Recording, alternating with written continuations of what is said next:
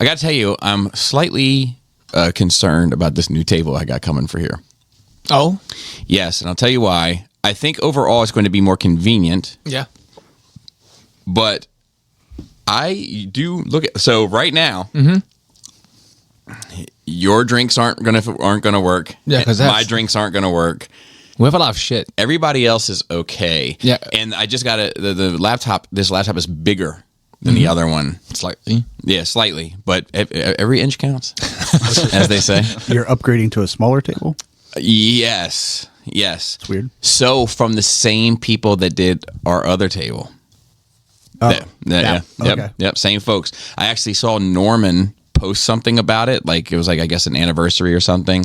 And Norman posted something about it. And I followed the link to the guy and I was like, hey, I'm actually familiar with your work and I want to get a table made. You know, could you do it? And he was like, yeah, you know, what's your idea? So like, he's doing it.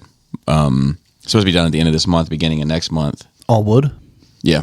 Nice. Yeah. So you're saying I can't have a mug, a Monster, a Mountain Dew, and a protein shake on the desk at the same time? So I'm anymore? saying, I'm not saying you can't. I'm saying you can't have the Mountain Dew and the protein shake there. Everything else should be fine. Rounded this, edges? like this. That you're going to be. You're on the dance floor, baby. But it's basically if you look at this corner and this corner, Yeah.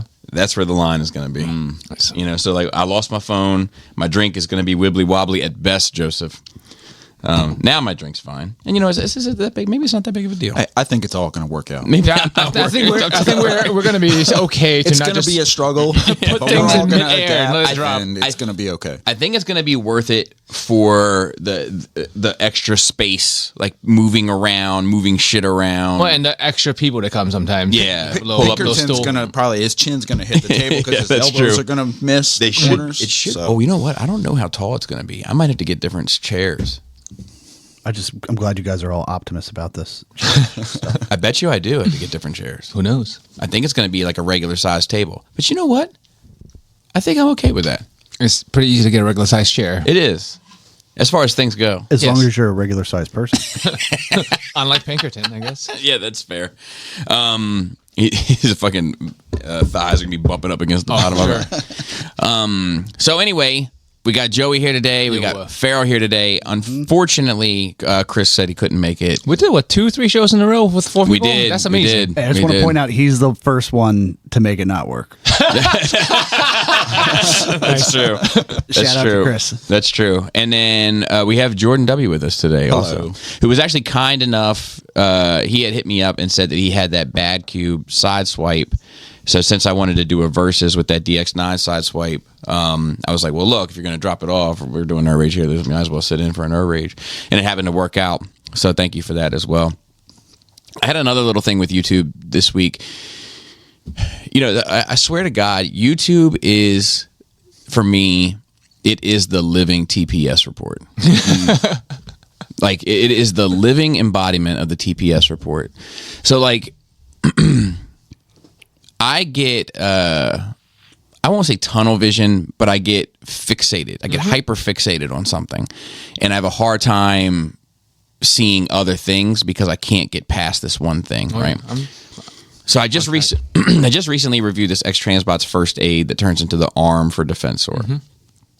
And when I put it into the combine mode, I was amazed at how solid it was.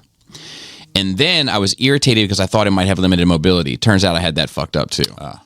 But because like basically the bracket of the shoulder where the car meets, the top of the shoulder, the hood, like the hood of the ambulance, when you rotate it up, the ambulance bumps into the shoulder and it pops the ambulance out. But all you got to do is turn the bracket this way, and Just rotate it 90 degrees and you're all good. so that was a thing. And then because all I'm thinking about is this thing in combine mode. So I'm so like, oh fuck, I'm gambling on this being a combiner and the shoulder already, you know, he can't put his arms up. It's like the opposite of the Christmas Story.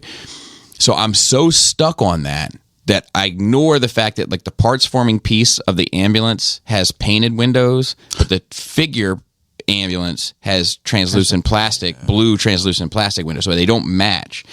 which is an eyesore and a bummer. It's not the biggest deal in the world for me, I'll be honest, but it is. It seems short-sighted, though. It seems short-sighted, 100%, I noticed that when you were and it doing your deserved video. a criticism for it. Yeah. It deserved me saying something, but I missed it.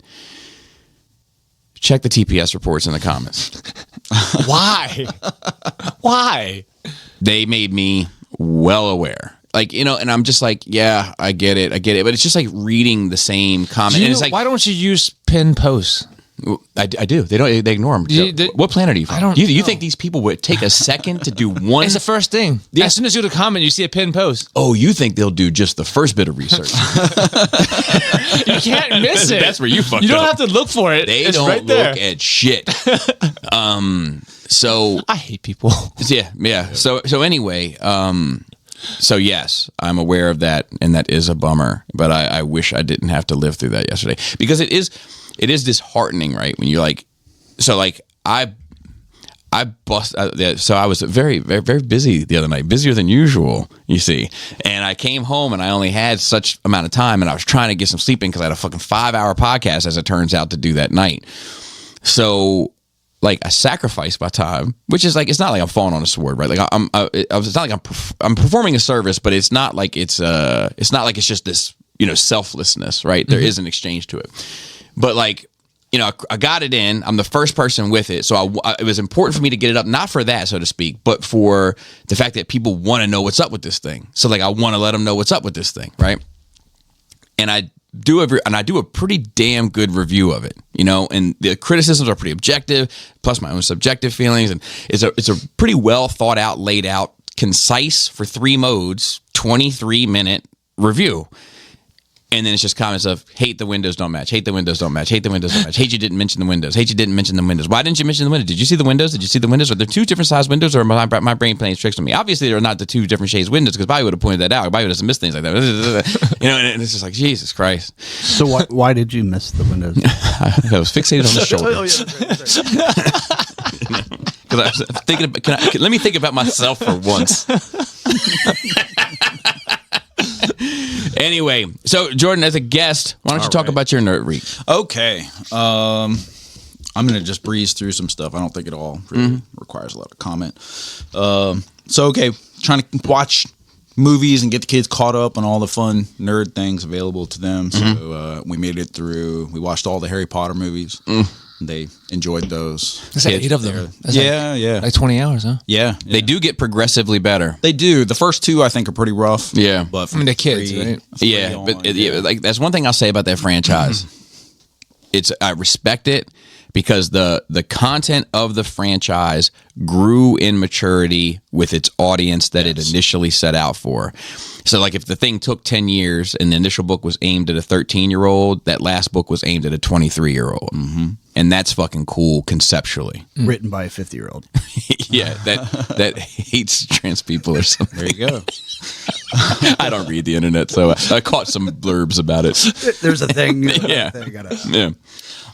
Yeah, so that went over well. They enjoyed that. Then we watched the Hobbit movies and the Lord of the Rings movies, and they enjoyed those. So that's good. Now that's good fun for kids. Yeah, it was fun to touch base with those. I especially the original 3 I hadn't watched in a very We long watched time. we watched the original cartoon one from the 80s recently. Yeah. It's fucking wild. That's that same like Last Dragon style animation. Yeah, but it's it's rough. wild. Yeah. It's What did you think of The Hobbit? I find that one the more interesting question. Like when people revisit it, because it tends to it rarely stays the same for people. It just Right. gets a little bit better or a little bit worse. yeah, for because I everyone. cut it off after last Yeah. year. Yeah, I think for myself, my kids took it all in and just enjoyed it all as a whole thing. But I think for me, at least this time around, because we watched the longer versions of everything. More walking. Yeah, and I think overall, I enjoyed it probably more than the last time I watched it. But it's also a lot of just retread of the same stuff, you know. Yeah. And just I think that at like the end of the day, it comes back to the way they did those 3. You know, the Hobbit movies as a trilogy was unnecessary. Yeah, it could be 1 movie or 2 at most. You want to stretch 2 it. could have done it. 2 at most, which was the original plan. Yeah. when Del Toro was going to direct those movies. Yeah. 2 movies, and that sounds. But then everything would have looked like the Hellboy creatures. right.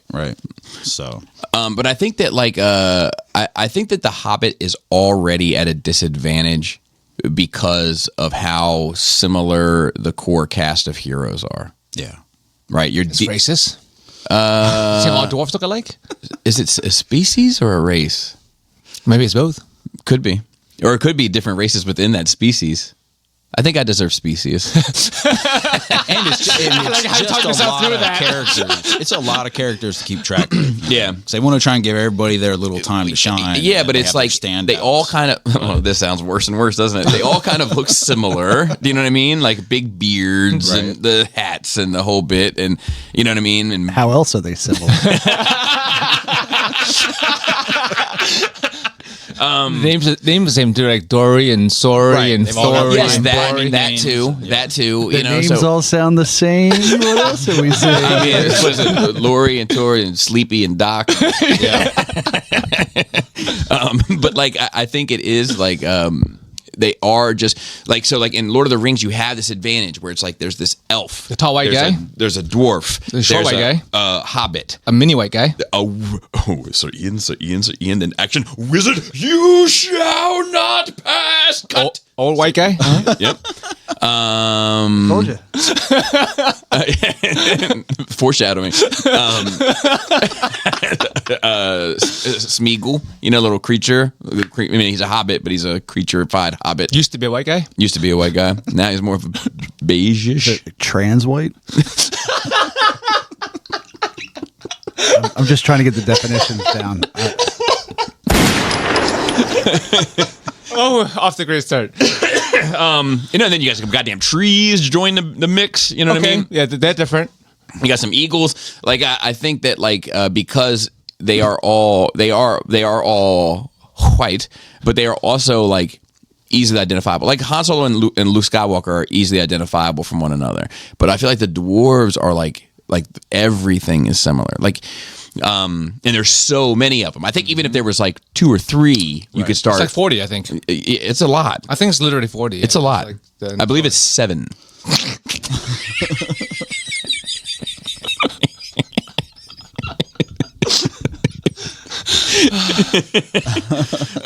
but yeah, so I think that story starts off at a disadvantage of just being visually interesting. Yeah. You know, in comparison to Lord of the Rings. Yeah, the original trilogy of those movies, the Lord of the Rings movies, definitely the more enjoyable to watch. Like I find, especially like that first hour of the first Lord of the Rings movies, where nothing's going on, they're just in the Shire, In the mix. and doing all that. That whole first part of that movie is so enjoyable. Did you watch the uncut?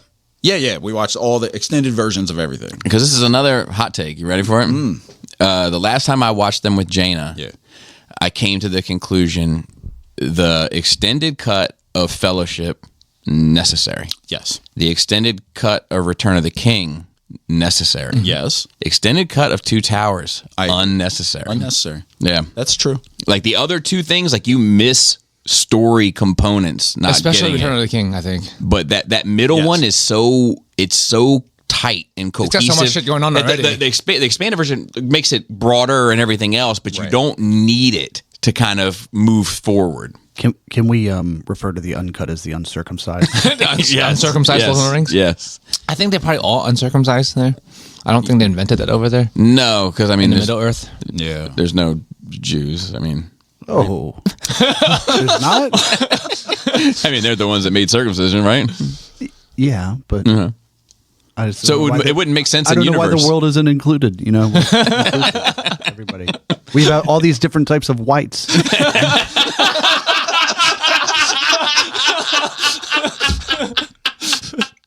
Fair point. Maybe in the second trilogy. The sequel trilogy? Yeah, fair point. Is this similar? It sounds like. I mean, so, how long a time period were you consuming all this content with your kids? Oh, Last night. Just as I say, we did it fairly quick, honestly. So the Hobbit movies and all that, we did all that during Christmas break from school. So we sort of just knocked them out. Yeah. I was about to say, this sounds like my COVID lockdown over It's months. Joe's flight to it's- Japan but, and but back. don't get me Yes, wrong. exactly. It's, That's it's exactly how I do not, it. it's not, hey, get down here. We're going to watch these movies. You know, we say, okay, let's try this. We watched the first one. Do you guys want to keep going? Yeah, Yes. yeah, yeah. And then it's just a question. Do you want to watch another one tonight? Yes. Do you want to watch another one tonight? Yeah, it's just like when you say like, "Oh, we watched 31 hours Right. of movies." It's like, Right. whew. I also think that Smaug is the more interesting element of that story, and he's done by the second one, right? Right. So Well, like, well, they could, I think, at oh, the the start- beginning of at the the third beginning, one, yeah. You know, so like that's another part of the problem is that like, you know, like you snatch the rug out from underneath it in the first 15 minutes of the third, you know, And they made it completely about something else. Yeah. After the lead up and cliffhanger. with some orcs they're orcs. Right? There's 5 armies, to be fair. Oh yes, there are 5 armies. You're exactly right, Joey. Yes. Yeah, okay. And then and then we started watching Star Wars. No So, kidding. Where'd you yeah. start? Which part? So yeah. So we started at 1. Okay. And we've made it through 6. Okay. So far. Okay. And it's 1 a weekend or whatever. How do they feel about it? With just the movies. Do you put so- Rogue One in there or no? No, we'll go back and fit Oh, those in. I suppose. I asked them if they wanted to do all that. They were like, "No, let's just watch the main ones." Okay. So, we've gone through 1 through 6, and they're on board. All right. I mean, and a lot of this, mostly the Harry Potter and the Star Wars, that was done because we just got back from doing the Disney. Universal and all that Yeah. stuff. So, yeah. That's I've been in the mood to watch like from 3 to 8 recently, which is what I really like to watch. Well, the next time I get sick, I'm gonna watch all of them. Yeah. Have you've seen all of them? Yeah, Like 1 through 9? yeah, and I've seen bits and pieces of all the other. Spinoffs. Yeah, but I haven't actually watched them in order or with like a intent of watching for a long time. Yeah, I'll be anxious to talk to you about that. It'll be like our Expanse. Yeah. I just need like a good 3-day flu where I don't want to leave. Oh, it's going on right now. Just go. Yeah, I was go gonna to say. the- I go was to the gonna store. say. I think you're in the throes of it here I've been in recently. the mix of it, and I just haven't, dodged them somehow. Flying off the shelf. You can't keep them in stock. I'll take any of the normal sicknesses, the whole shitting yourself and puking on yourself. Like, you can keep that one. Yeah. Then was it the Nora? Yeah, norovirus. Yeah, the old Nora. You know, somebody's grandma. What a bitch. Yeah, what a bitch. Yeah, so movie wise, that just those 3 sets of movies. That's a fair amount of film. And then so since we had gotten into the Star Wars mode, then we watched Skeleton Crew with the kids, and they thought that was fine. And What did you think? that was a show. It was a show on TV. I didn't feel passionate one way or another about it. It was just there, and I consumed it, and I went, oh. So I still haven't returned to it after the first episode. I do plan to. And I don't. So right now, Disney Plus and Hulu comes lowercase f free with my Verizon bill. If it does not, I think I'm letting it go. Yeah. And when Bobby lets it go, I'm letting it go. Yeah. Because I'm running off of him. Yeah, because like Well, we have. I have Hulu. I think Krista has Hulu by herself. The only thing I can't let go, well, Prime, but not because of the content, because they've enslaved me into being accustomed to a way of life Yep. where I have to get the fucking paper towels in 24 hours or it's fucking on. And Max, and Max more so for like the shows and docs. But that's it. That's all I need. Big chimpin'. And big chimping. That's the box. He bought me a gift, man, and like I talked about this recently on here. I'm not a good gift receiver. Like I'm not good at it. It's just not my I always feel like people are like expecting some sort of like reaction, and I'm not good at giving the reaction. I just like it's an awkward experience for me, and he really wanted to get G Money. This guy G Money really wanted to get me something, and I was like, man, I do not want anything. I was like, you just go on being successful, and that would be gift enough for me. And then I said, And then I actually said, hey, I got a new fucking table coming, and I might need to do some alterations or something to make it the most viable or the most useful for what I got going on. And you're a handy motherfucker. So if you came over and helped me with that, I would take that as a, So he didn't listen to nothing I had to, Of course. To be fair, he's listened to everything else I've had to say. So if that's the penance I had to pay, I'm good with it. But he got me a box. There was like one waiting for me when I got back to my spot, and it said, I could tell it was a gift from, because the way it was taped, I could tell it was from him. And it said Big Chimpin' on it. And I was like, oh, God. So I still is sitting in my car because I just can't bring myself, because then I'm going to have to take a picture of it and then write a little blurb. And You haven't opened it? I haven't. I'm not ready to handle that right yet. It could have been a live Chippendale. You want to do it? You want to do it after the show? Yeah, I was going to say, can I just be included in the text of like? Just be here after the show, Okay. and I'll do it as soon as we get done. Anyway, continue, Jordan. Okay, and then we've watched both seasons of Silo. My wife and I watched both seasons of Silo. show. Great show. Yep. My wife and I watched Penguin.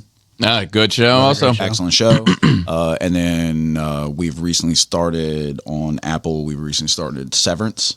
The season I've 2 heard just about it. Came out, and it's Did you watch season 1 when it was new? no. So We're just watching it now. And what do you think so far? I like it. It's weird and Weird. it's cool. Yeah. is this what's the premise of it? So this is the one that they're able to basically separate your experience in life so that one side doesn't. Oh yes, that's right. That's right. Got you. Got you. You're outside Yep. self I remember now. yourself. I remember now. Yep. Yeah. It does sound interesting. It's very cool. It's really weird and yeah. Did you finish season 1? No, we're like halfway through it. Yeah, we just started it late last week. Gotcha. So Is that where you're at? You got more? yeah, and then I don't know if it's come up on here yet, but I played that new Indiana Jones game. Very good. Yeah. Yeah. So good. Yeah, so good. I enjoyed it. I didn't even hear it. I didn't either. Oh, okay. What platform is it on? So it's on everything. Okay, okay. Is it on everything? Well, it's definitely on Xbox. Sweet, I pick it up with PS4. It's X. Yeah, no, it's not. It won't be on PS4. Finally, new game for my so- Atari. I think it's going. It's not out on PS5 yet because it's. Timed exclusive. Yeah, the company who makes it, I think, is under the Microsoft. Of course. net. Yeah, so it's Bethesda and another studio under Bethesda. Yeah. So all under Microsoft. But it is coming out for PlayStation 5 in a few months. And it's on PC and it's on Xbox. I played it on Xbox. It's good. It's a great Indiana Jones story. Where does it take place? It starts out at you play through basically the beginning of Raiders of Lost Ark. Okay. In the jungle, and you do the idol. And Oh, that's cool. and all So you're that. just Yeah. running from boulders constantly? No. Arrows. You just go through that opening sequence, little darts or whatever. and then it basically the rest of the game is you're putting on different costumes and you're sneaking around the Vatican and you're trying to figure really? out all these mysteries. That touches the old it's former Catholic. Yeah, it does. It's good though. It's a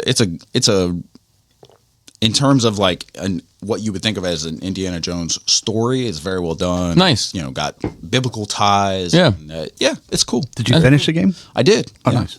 Nice. Did finished it. Sounds good. I'm just kind of going to Disney broke my stride, but like I'm kind of going back and trying to just there's these little like artifacts that you can collect, and then That's if on you brand. if you find all of them, there's this puzzle, the true ending, I guess. You unlock this giant door and something's happening. yeah. So I got to find all those pieces so I can Nice. see. Keep you coming back. Yeah, I want to. I still have Last of Us Part 2 that I haven't played yet, and I want to play it before the show to have the reverse experience of the first one. Yeah. Yeah, but so you've got like another 4 years then. To, No, I think it's this year. Yeah, I think it's this year. Really? Yeah, I think it's like April. I feel like it's going to get delayed. When does Last of Us Season 2 premiere? Because they said a few years ago at this point. Time I flies. feel like Time is a construct. It just- I think it's like nothing. It just says 2025. Let me see if I can find. I mean, it's this year. I said, good luck, player. yeah. No expectations. I forget. It's been a while since we watched that first season. Does the first season of the show end where the game Yeah. ends. It does. Yeah. So she gets goes to April the hospital, 2025. and he No shit. comes in and saves her. Yeah. Cool. Yeah, that's a great experience in the game, like going through the hospital. Yeah. Yeah. It was very unexpected. Yeah, it's cool. And that's really it. Okay. Yeah. I mean, like I said, we did the Disney vacation. How was that? Fun. Good? It was great. You know, we stayed on property. It's the first time we've done that. We try to go about every 5 years or so. Wow. What did that run you about? 40, 50,000?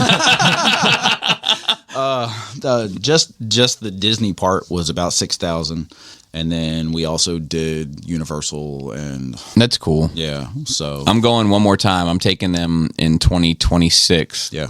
That'll be my final trip, you know, and we're gonna do I think a week and a half, 2 weeks, and do all the Disney again and Universal this time, and then maybe some other shit if it's around, but that's it. You know, you can't do a prequel in real life, right? Yeah. Well, I just wanted the reason really why is because the last time we went, the baby was still too short to ride all the rides she wanted to ride. So like I want to give her the opportunity. Right. That was the same with us. Last we went, John was real little. Yeah. So yeah, they got to do everything now. Yeah. And that was fun. Every time you mention him, I got in my head. I'm like, I got to take a piece out of my buddy Ian's ass so to get my fucking Megatron back. I have no idea. That dude was so fucked up. It's probably in my curtain somewhere. I love him though. I love him. Can't wait to see him again. So Reardon, you got your coffee first. Joey, how was your nerd week? I don't even remember what I talked last time. Did I watch the Castlevania last time? No. Okay, if it was Castlevania season 2, Castlevania series 2, season 2. The Netflix? Yeah. That's the first. That's a long time ago. those were That was good. Adam Yeah. days. Oh yeah, it was 4 seasons of that. So Yeah. season 2 of the current one just That's finished. right. They did do a new. I forgot. I'm not sure if there's probably not going to be more to this story. I think it's Like, wrapped it up? Yeah, so I they might have more because there's tons of fucking Castlevania to go through. Yeah. but it was good.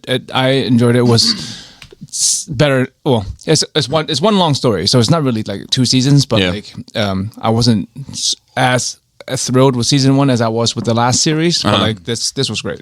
Nice. I like the animation a lot because it's modern. It's got all the modern. Oh, wait. technology- I hate to interrupt you. Just got a post comment. Kind of surprised you didn't mention the windows on the arm parts forming piece as painted windows, but the first aid is translucent and the windows don't quite line up. Hey, in case you didn't know. In case I didn't know. I would count up how many comments Continue. of that you have by the next video and say, I'm going to respond to this dude and say, look at the top, look at the 60 comments above you. Don't do it. Don't do it, I'm just Bobby. gonna say YouTube content creation is a living TPS report. I don't know. Well, I guess everyone who's watching you probably would understand that because I'm not sure Hey, at what generation. time for him to do a little research. What's a TPS report? Yeah. Anyway, Easy load letter. continue. Sorry. Oh, I was just saying, I love the animation style. It is. It's almost Vampire Hunter D-ish a little bit. Exactly. Yeah, So it's a unique style. You can immediately tell what it is. I like when animes have that. You know it's anime, but you look at it and you're like, oh, that's from this series. Yeah. Is it different from the first series? No, it's the same. Same Okay. studio, same animation style. It's just like I think they've mastered it. It looks really good, but at the same time, it's got other modern like directions, but it's still reminiscent of 90s style at the same time. Somehow it's like new, but also has like captures the essence of 90s anime, which is hard. Like 90s anime have a very specific look that it's, I don't know, it's very nostalgic and good art in a different way. Just like like Van Gogh is good art, but yeah. like it's not traditionally Subjectively good. Yeah, it's subjectively good, but you don't think it's good. It's not that I don't think it's good. I just think it's okay if somebody was like, I don't think that's good. Yeah, it's not what was that called? Conventionally good, like people who aren't conventionally attractive but Yeah. are attractive. Yeah. Yeah. That's a better, yes. It's for people who only like one ear. That's towards the end. Right? I love that. That 1 year guy? No, I just love that. I love like, man, like this bitch is not hearing a word I got to say. Here's my ear. Like he took one for all of us. Like he was speaking for all of us. Like this bitch don't want to hear shit I got to say.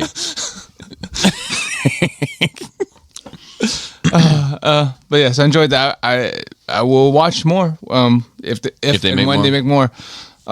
I can name off some. I can rattle off some '90s anime. You know yeah? what I mean? Stuff that I used to watch back in the day, dude. Oh, yeah, right. You know a little bit about Akira. I'm sure you've heard. That's You know, 80s. That's you know a 80s, little bit about okay. Wicked City. You know anything about Oh, yeah. that? You know anything about 3x3 Eyes, Oh, dude? yeah. You know anything about that? Some Ninja Scroll. You're listing all the blockbuster tapes, and that's I think I have most in of that this. in the little small. And I looked section. I looked on the back to see what else was available. I think it was all done by the same studio, so it'd be like, these are also available. I'll check them out. I had Yeah. a bunch of them. Yeah, it's your strange eclectic collection of, Yeah. of physical media. Not long gone now. I upgraded to the DVDs. Yes, your DVDs and your CDs collection is impressive. Yep, it's all fun and games. So that Wi-Fi goes out. I think there's more to worry about once the Wi-Fi goes out. I don't know. Sometimes shit just happens weird. But I know your point you're trying to make. Because like your cell phone still works, right? If your cell phone doesn't work, that's a problem. Because usually people don't care too much about the Wi-Fi, because you can just like doom scroll all to your heart's content. Finished Only Murders in the Building season 4. Still good. Still quite enjoyable. I think Pinkerton would enjoy the fact that Martin Short is an annoying character that in the show. So it's fine that you are annoyed with it. Really all that annoying just because sometimes I find him to be quite funny. Doesn't hit the same with it, Chris. Is it like you started saying it and I looked over and I was like, Oh man, and not that I'm upset that Jordan's here, but that like that shit was like Chris so, would be rolling his eyes like through the shit back was- of his head underneath the table. bringing that shit up like just randomly throughout that episode is like, it was pretty good. Get him. But no, it's I like you get laughs. It's comedy for sure. Like I'm not like grab your belly laugh, but like you get chuckles. Oh. Like some people would do. Yeah. And they're good murder mysteries in themselves. Interesting. So and I like all the actors is good. They have random fucking Including Martin Short.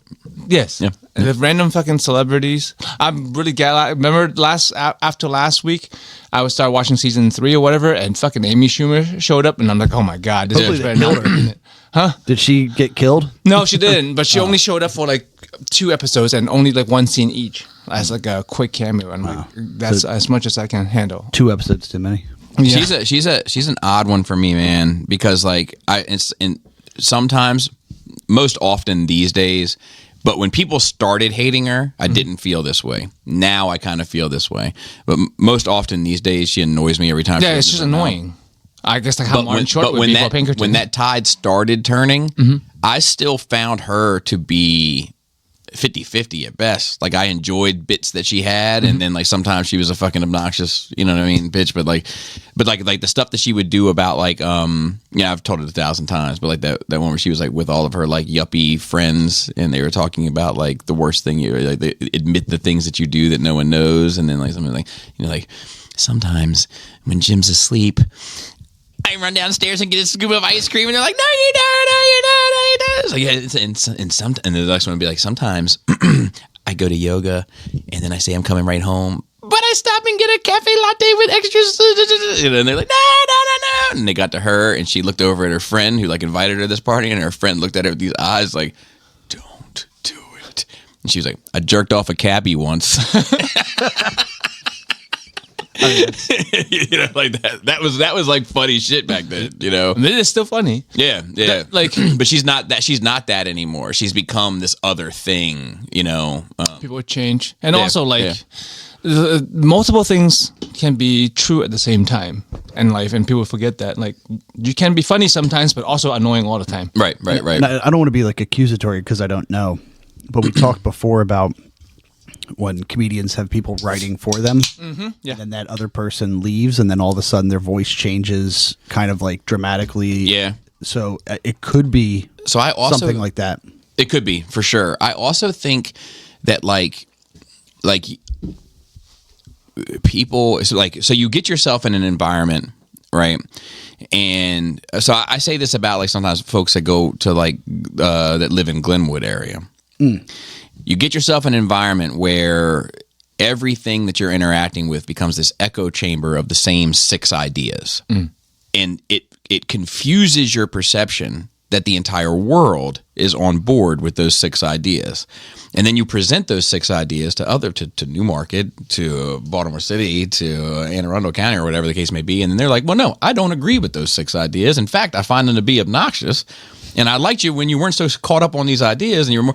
And I think it's true for all sides of the political spectrum, all sides of the religious spectrum, all sides, whatever. Just social circles. All sides of just DC versus Marvel. Yeah. You know what I mean? Like anything. If you're caught in this whirlwind of ideas that are all identical, and then you start to perceive that the entire world is that way. Yeah. Like, I think your popularity can suffer because you have to learn the hard way that that's not necessarily the case. I mean, it's hard. Like, you don't even. There are some people who actively or maybe subconsciously seek echo chambers because I mean, that's just comfortable, right? Confirmation bias is a thing. I get confirmation bias questions all the time at work.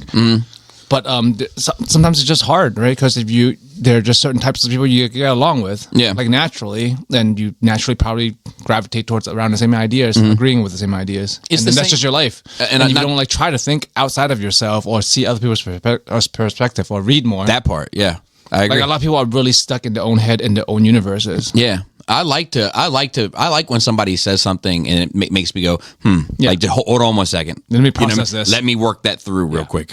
Same.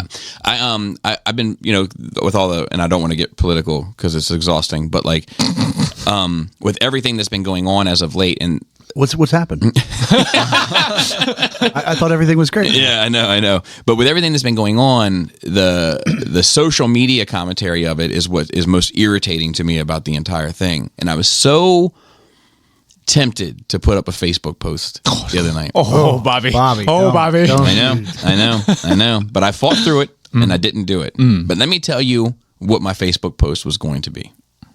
It was going to be, I hate every election year reminds me of the 3 things I hate, but I hate them the most when 2 are combined. 1, Republicans. 2, Democrats. And 3, poor losers. Yeah. I thought it was I agree with all of those. 3. Like, it drives me. I thought that was going to be Green Party. So and it doesn't matter who lost. I Yep, find no. them all to be intolerable. Obnoxious. Yeah. I mean, winners are obnoxious too. Yes. So yes. it's all of it. Yes, but I'll be honest. I'm just being honest. From my perspective, I find that the same groups tend to have a bit more grace when they win.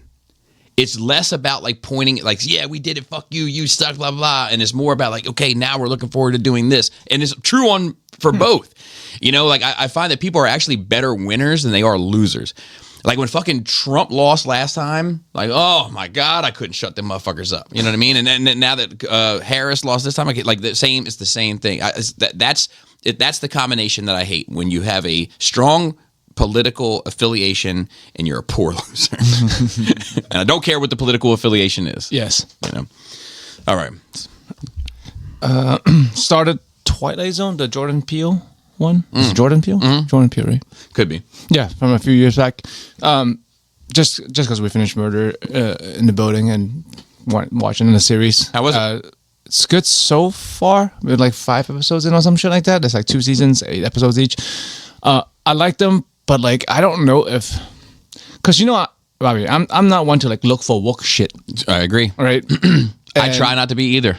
I really try not to be either. It just doesn't come across my mind most times. And if someone points it out, I'm like, oh, I can see that. Yep. But like a few of these episodes seems to be, I don't know if it's because it's 2019 when these came out, and that was like Right around the time when we started era? losing our mind for the most. yeah. So some of these episodes I'm like, it's quite shoehorned. It feels because like I don't mind things that are thought provocative if they're more, especially when they're more subtle and they're like, oh, I think Right.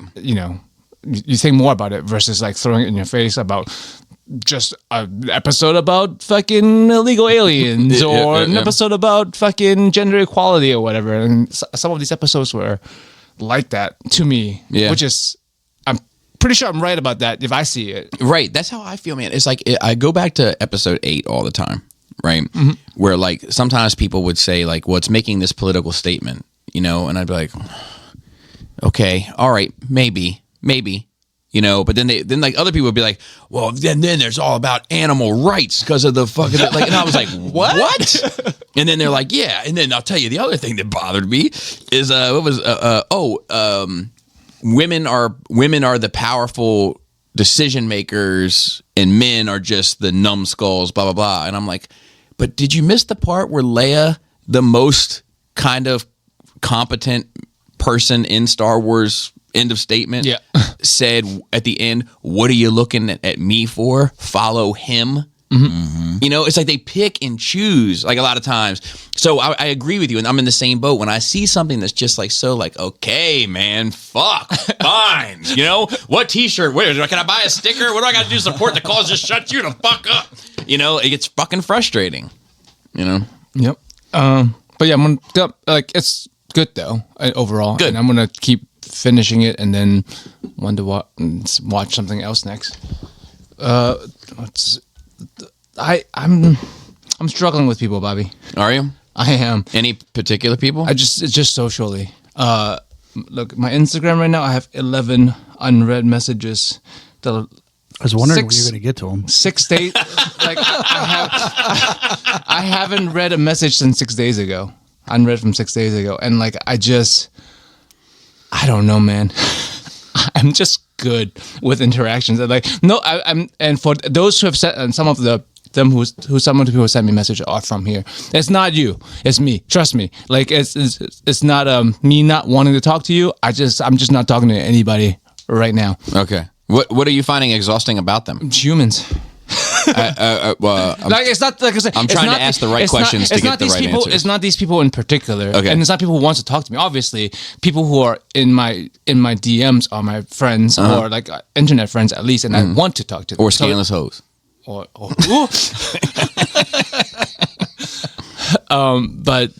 yeah, it's just I don't know, man.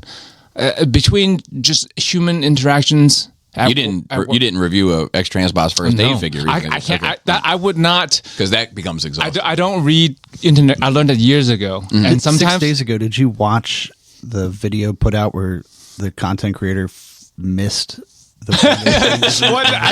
I watched the video and I just lost. It was all too faith. I just lost faith. Like this guy, I trusted for years. Enough's enough. For years to tell me what's up.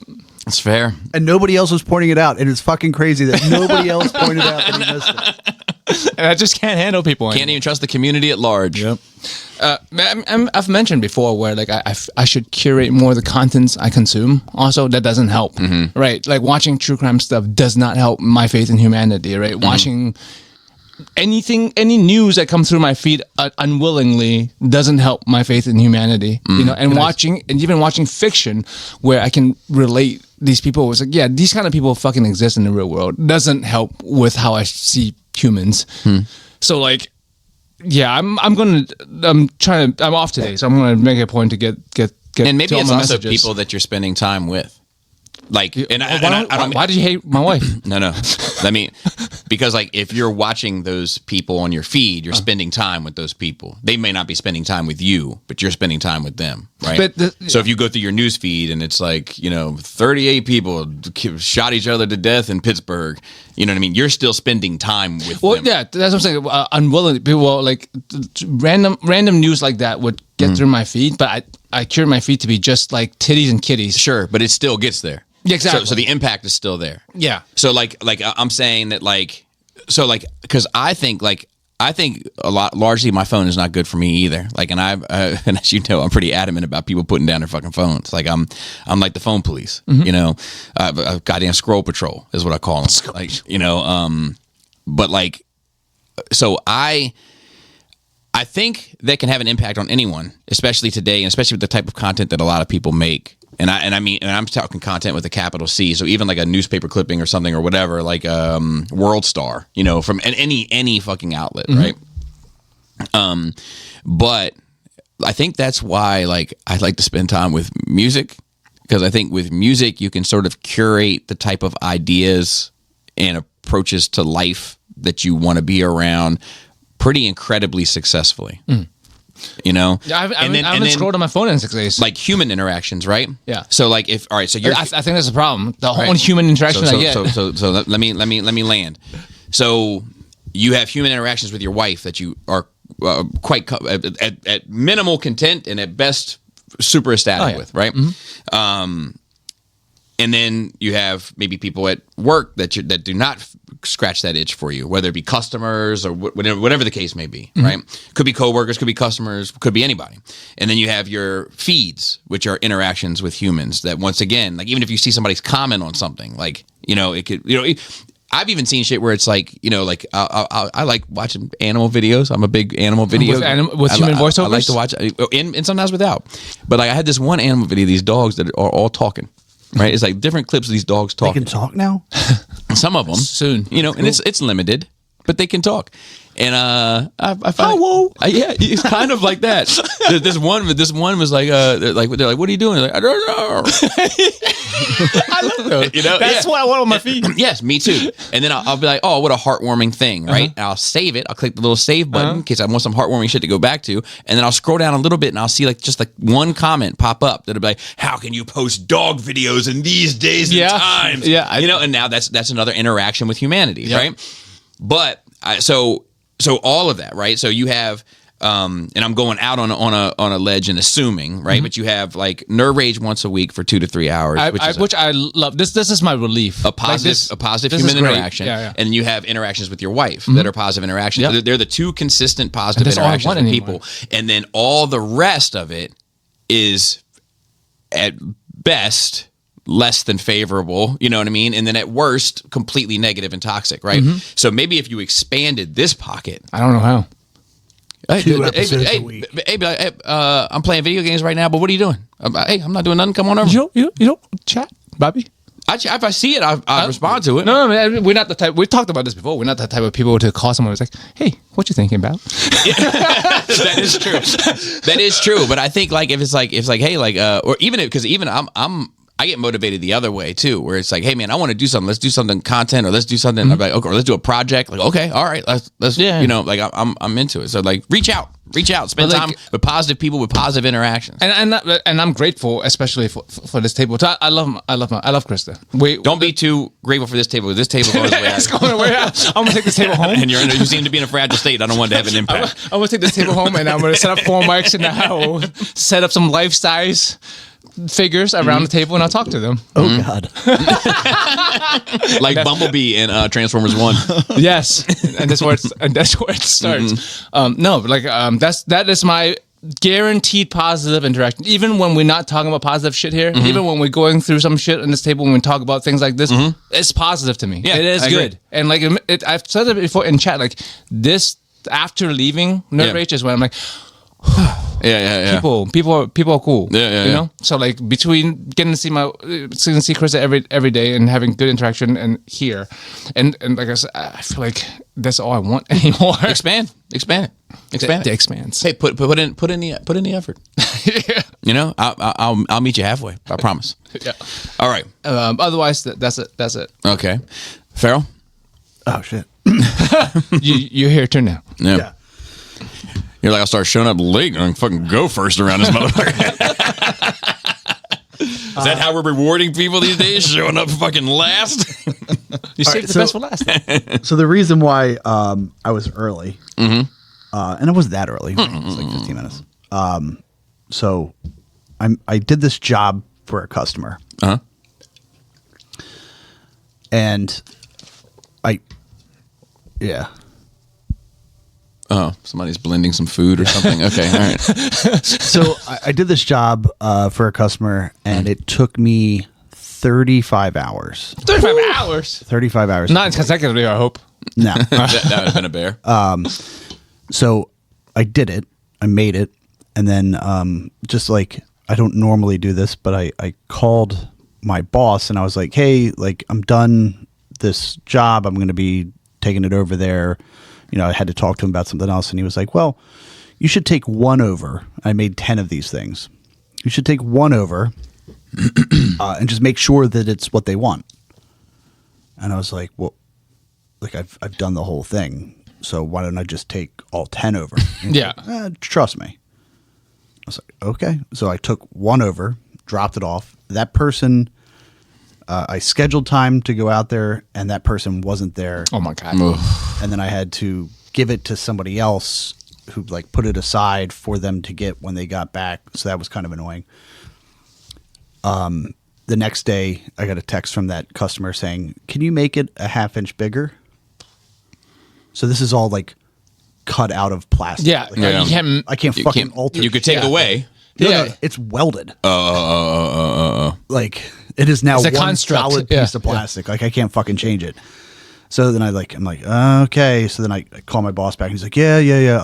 I went out there one time and they didn't seem to know how to use a tape measure. So, and I was like, well, you could have fucking told me this a week and a half ago. Remember what I said like 15 minutes ago about human interactions? This is what I'm talking about. Right? So Yeah. But on the other side, he gets a lot of positive human interactions. yeah, that's true.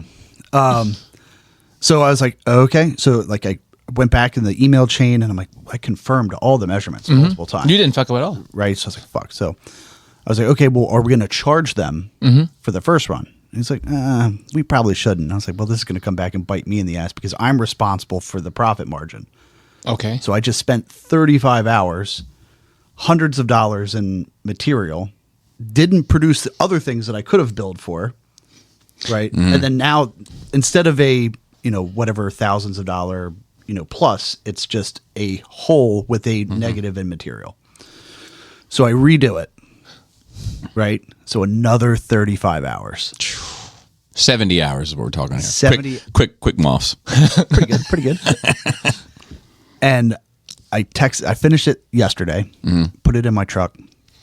I texted the customer and said, hey, I can be out there tomorrow morning at 9 a.m. because it was on the way here. So I was like, perfect, right? He goes, okay, we'll have to see what the weather's like. What does that have to do with anything? They're not going anywhere, right? It's you. I think this customer has when there is inclement weather, they have additional works that they have to do. So I said, okay. He said, just text me in the morning. So 7 a.m., I texted him. 8:45, he texts back and says, 9:15 is good, but I won't be there. Somebody else will. It's 40 minutes away from where I am, 30 minutes before the time. So I'm like, fuck, like now I have to like drop everything and like hurry up and get on the road and drive out there. Get there, nobody's there. So I have to like walk around this building in freezing rain and like find just like a random person who doesn't work for this place that just has like a door open. I'm like, hey, can I like come in and like bring all this shit in? He's like, I don't work here. Like, yeah, just can you like hold that door open while I go grab all this shit? I promise I'm safe. So he's like, That's what unsafe people say. and I was like I had to name drop, and he's like, I don't even know who that is. And I'm like, fuck. Right. He's like, yeah, I'll hold the door open for you so you can bring it in. And I'm like showing it to him, like, not a bomb or anything. Like, Right. just- That's what people with a bomb say. but it's like, what the fuck? Just a nightmare all the way around. And Yeah. Sounds. Have you heard back from them? Of course not. Because so you don't even know if this one's going to work. No. Nobody was there. The problem is this doesn't sound out of the ordinary. Yeah. It's just Especially for this person, this is probably how they run their entire lives. Because this is multiple interaction with this person, right? all the time. So like this is how they run their lives, and they don't get punished for it, so they'll continue. People don't get punished for shit. That's the problem. They why should have been charged. vigilantes. They should have been charged for the thing because they gave you the measurement, right? They're the one who gave you the measurement, and they measured wrong, so they have to pay for a second order. That's the way it should be. And so like I understand why If you my- fucked up on the measurement, it's a bit different. Oh, 100%. Yeah. Right. But like I understand why my boss was like, hey, just eat this one. Like it's fine. Like they're a good customer. Right. Because it's not just this division of the company that I sell to. I sell to multiple places. So it's like Right. like I get it from a business standpoint. Like I'm not going to hold them over the coals for Right. $2,500 when they're $100,000 a year customer, right? Like that doesn't make sense. So I'm like, okay, fine. But then now it becomes 100% my problem because now I have to figure out how to to do the other work that I'm supposed to be doing now that I'm redoing a job. And then I have to turn in paperwork later that says that I had a bad month because I took 70 fucking hours to do something that I was already given a good price on. But it's not your fault, though. Is the thing you can't even put but it is. Preaching to the choir. Yeah. Yeah, it's just, it just and the sucks. problem with doing favors, I find that I do my best not to, like in terms of work. Well, no Is good it- deed goes unpunished. No, and it becomes it's not a sense of appreciation, right? Because it becomes a sense of entitlement. This person does not see that you're doing them a favor. This person are completely entitled this entire time, and they did nothing wrong because they're not also getting reprimanded for it. Right, but it's also interesting because I'm not doing that person any real favors because they're not spending their money. Right. So, Right. It's the company's money. Right. Right. But it's still a lack of respect on But their. it's- so Yeah, that's- yeah, for it's- sure. It's lack of For sure. respect. And it but should they be don't on look at it him. as like a favor of like he's like, oh, I contracted this person to do a job, and then they did the job. So it doesn't matter that like they waited too long to tell me, and then I have to work Saturday and Sunday in order to get something due on their schedule to make their life easier. They just go, oh, I paid for it. So like, Right. what do you So mean? fuck your time. Right. So Just get it done. Yeah. it's just it is a general lack of awareness of like when we ask for something that this affects other people's lives. Right. If I just said like, hey, from 8 or maybe 9 or maybe even 10 sometimes to 4 p.m. like this is what you get, and at 4 p.m. I like turn the lights out and walk out the building, and you know, hey, it is what it is. Yeah. But you know, I mean, Bobby's seen me come back at true. 10 o'clock at night. It's you true. know, stop by to drop something off for the next day, and it's like, well, what the fuck are you doing here this late? And it's like, I'm working. Yeah. It's true. So it's just annoying, but it felt like it was in the same vein. it's more than annoying to me. It's like it burns my soul. Things like this, and it's just normal. That's just fucking normal. This is just a normal life. I can't. I fucking can't. So the other thing I can't with is Gladiator 2. Did you, I haven't watched. It's on my list of things to watch. So I watched it last My night. Gladiator. I haven't heard good things about it. So My Gladiator. again, I was taking notes while I was watching it. So I don't know if that's the best way to do it. But, so It is. first fight scene, horrible. Wow. Right, way too much CGI, not smooth or realistic.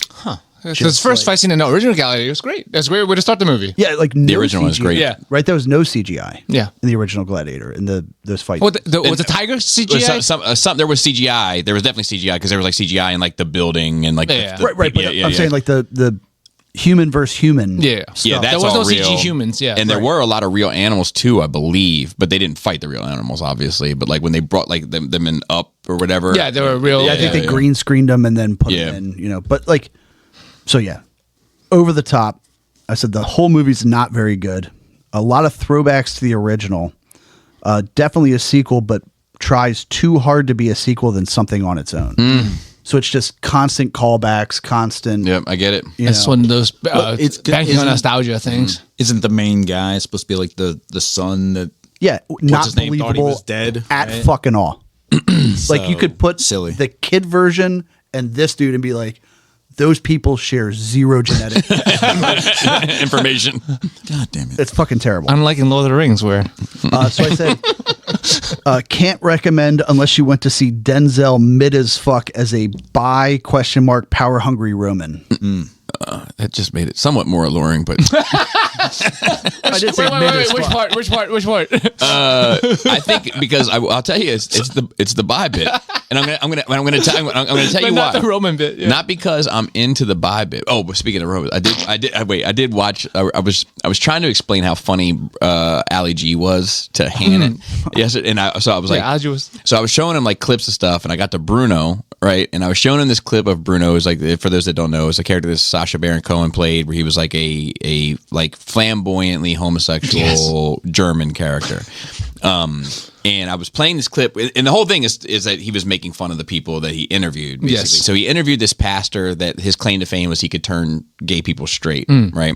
So, you know, he's sitting there talking to him, and he's like, so like, what are you doing right now? And like, you know, and the pastor's like, well, like right now we're teaching about like strength and works or whatever. Like we're going through the book of Romans. He's like, I love Romans.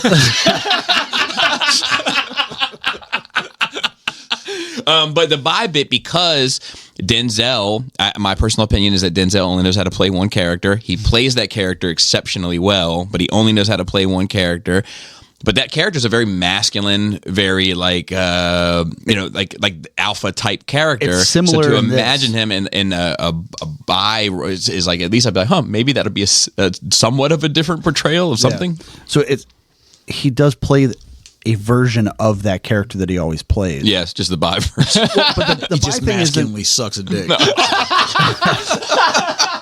suck the shit out of that thing. I did put by question mark. 'Cause Oh, okay. It's more from. I mean, there's a couple of hints at it, and then there's some. Well, it's a very Roman thing, wasn't it? Like, So, and I think they were trying to be, historically accurate. women were for pleasure and men were for emotion.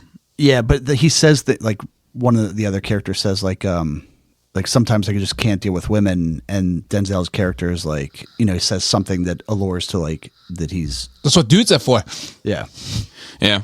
But Because that was the thing, right? Like, and I'll be honest with you, I kind of know what they meant. I'm going to be honest with you. Like, I've got a good one. I've got a good girl, and she can exchange very intimate, complicated ideas. But even that, it takes some work. Like, to be like, all right, let's settle in. But are we gonna do chicken or fish tomorrow? I'm like, no, stay with me. But like, dudes, a large variety of dudes, like I could sit down and be like, hey man, like what's your take on this? And be like, oh man, I think it's actually like a, an expression of this, that. And I'm like, yeah. And it's like, you can get to this, I think with men, a lot of men, some men are super simple, creatures too, but you can get to this fucking like depth of things really quickly.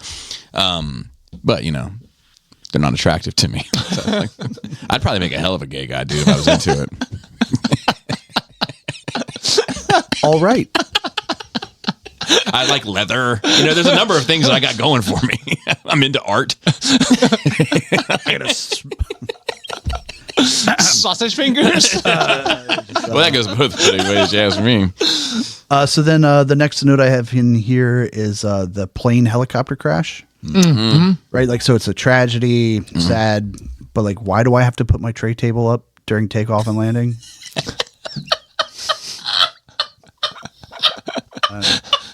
It's Well, somebody obviously had theirs down.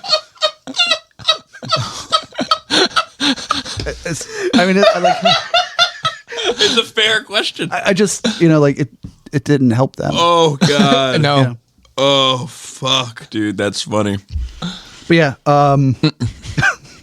So somehow I don't know how, but and I'm not saying it's wrong either. But like as I say, I scroll my feed and random things come up. Somehow someone blamed this on Trump too.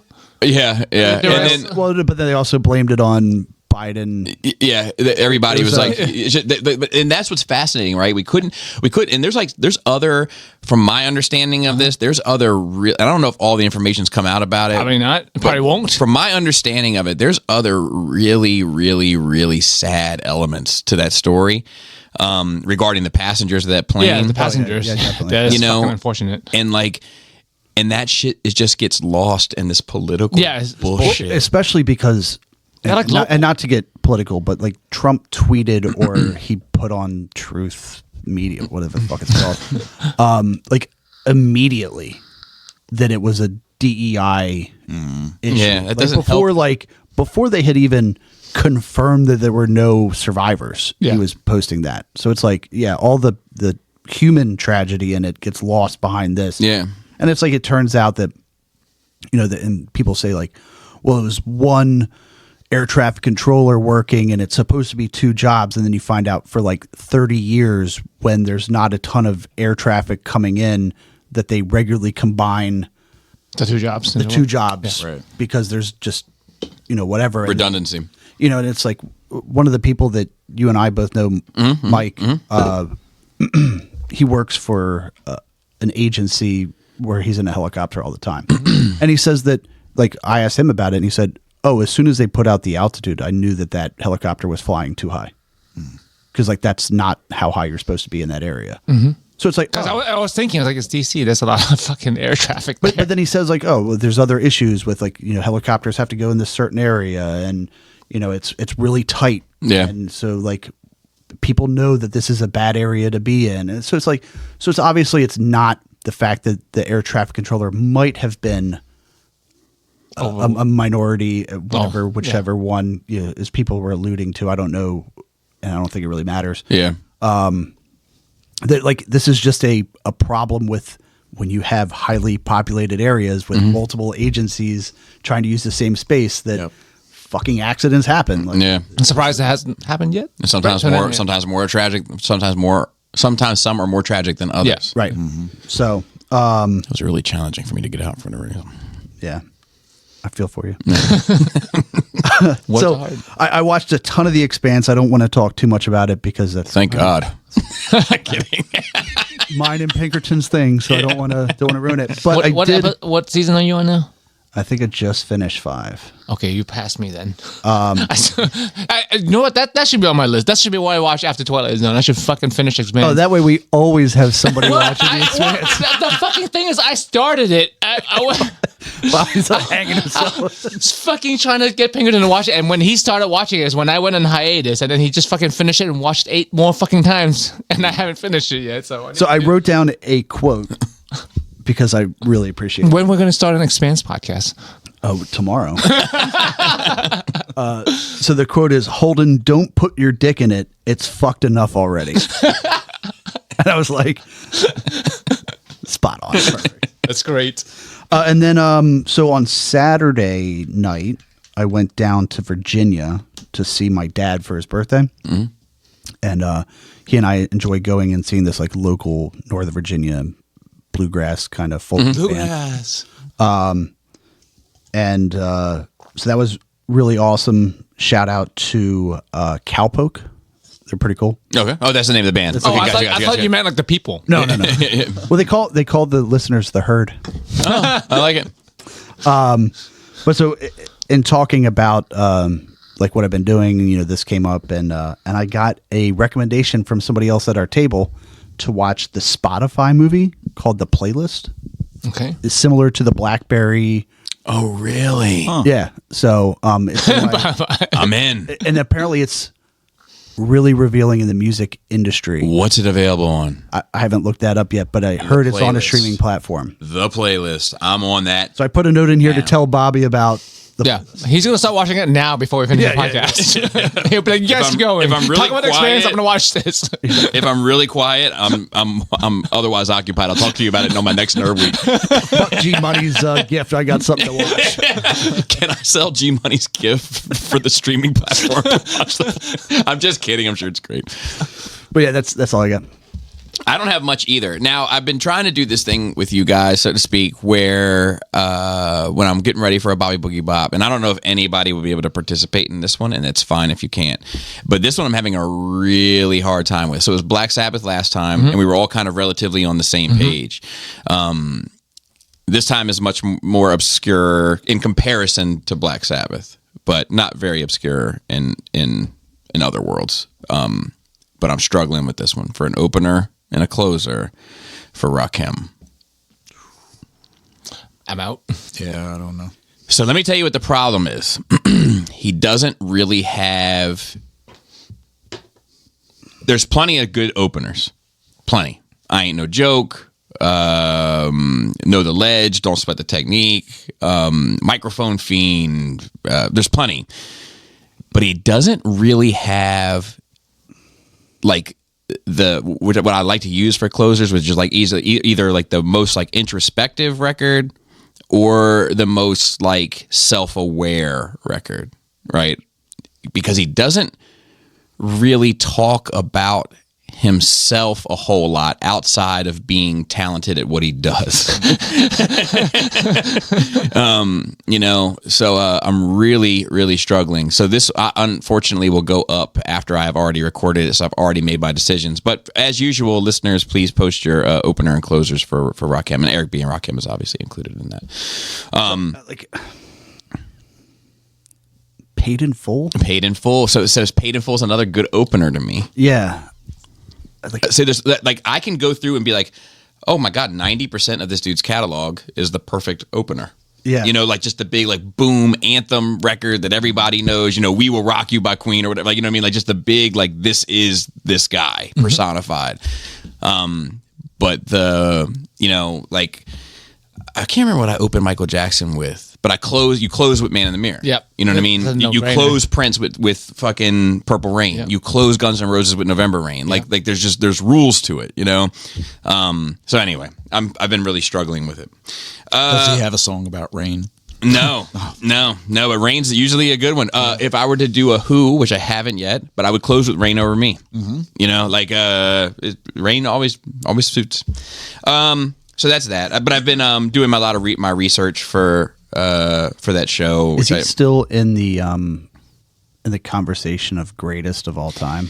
So it depends on the age group. You know, so like his claim to fame really is he's the one that changed rap music from like, you know, like kick through closet doors, you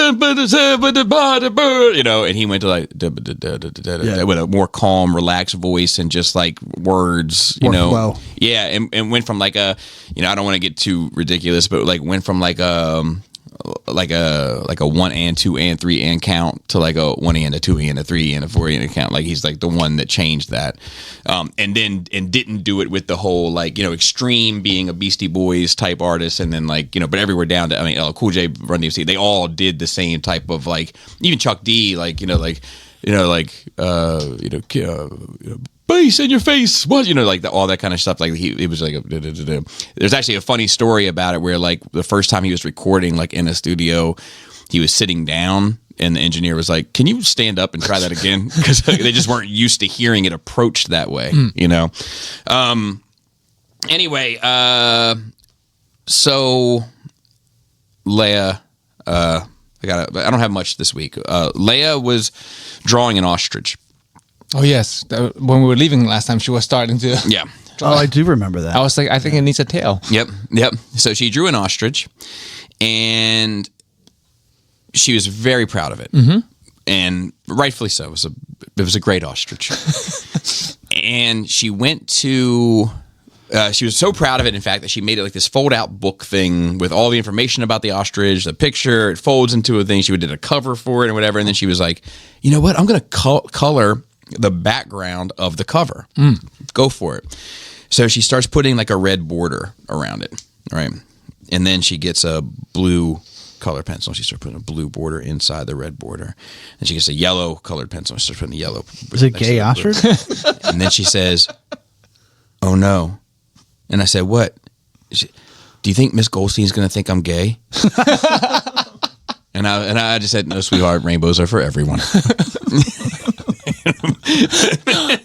It's funny that's what a kid thinks about. Yeah, these days, yeah. And not that there's anything wrong with a gay ostrich. No, Yeah. no, or even her being gay. But Right. but the misinformation once again raises its ugly head.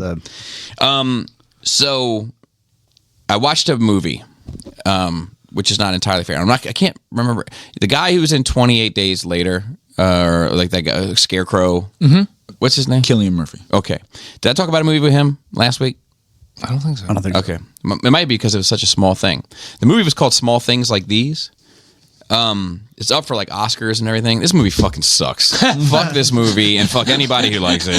It's a Oscars. Dude, I sat there and watched this dude look at a wall for what felt like 18 minutes. Isn't that the new fucking thing to get into the Oscars? Is just doing really boring shit for a long time, like Maybe. the Green Man walking, Maybe. and then there wasn't the one. Oh, guy that wasn't Oscar nominated. The Green Okay, Man Walking. and then the one that was like a guy watching a TV the whole time or something like that. You're talking about. You keep watching these fucking movies. That wasn't. You I the don't one who think keeps that was. watching I these don't fucking think that was. movies. I don't think that was out. That was an A24. I don't know, movie. but you picked these movies to watch where people are doing nothing. Yes. And then you Yes. complained about Yes. them doing nothing. Yes, because all it does is make me do nothing.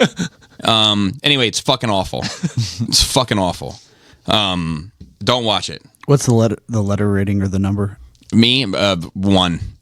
It's well, so 2. I'll give it a 2. I'll give it a 3. I'm moving it all up. You're moving on up, bro. I'll give it a 3 out of 10, and I'll give it a D-. Oh, so it's not an F? No, and I'll tell you why. It's shot beautifully, Oh, and it's acted well. Okay.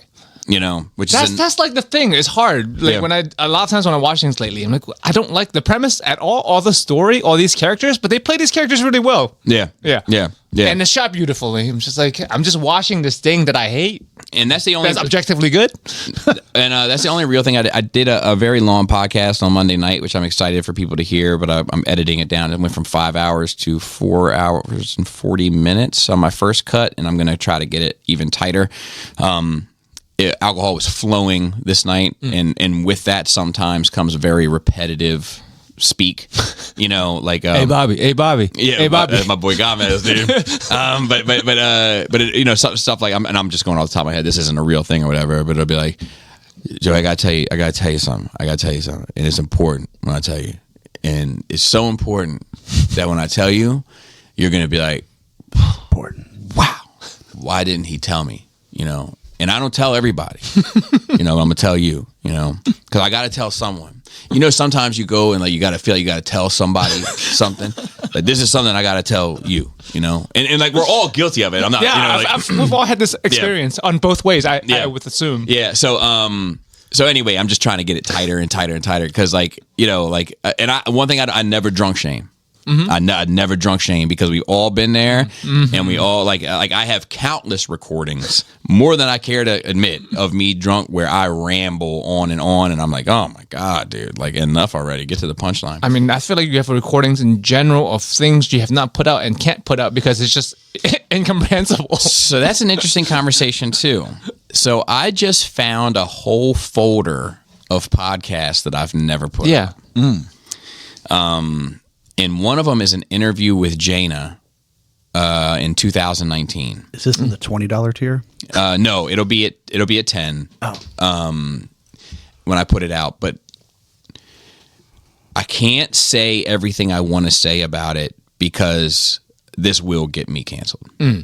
But I will say this: if you listen to this interview and you have had an interaction with Jaina in the past year, it is impressive to see how social behavior can change over time.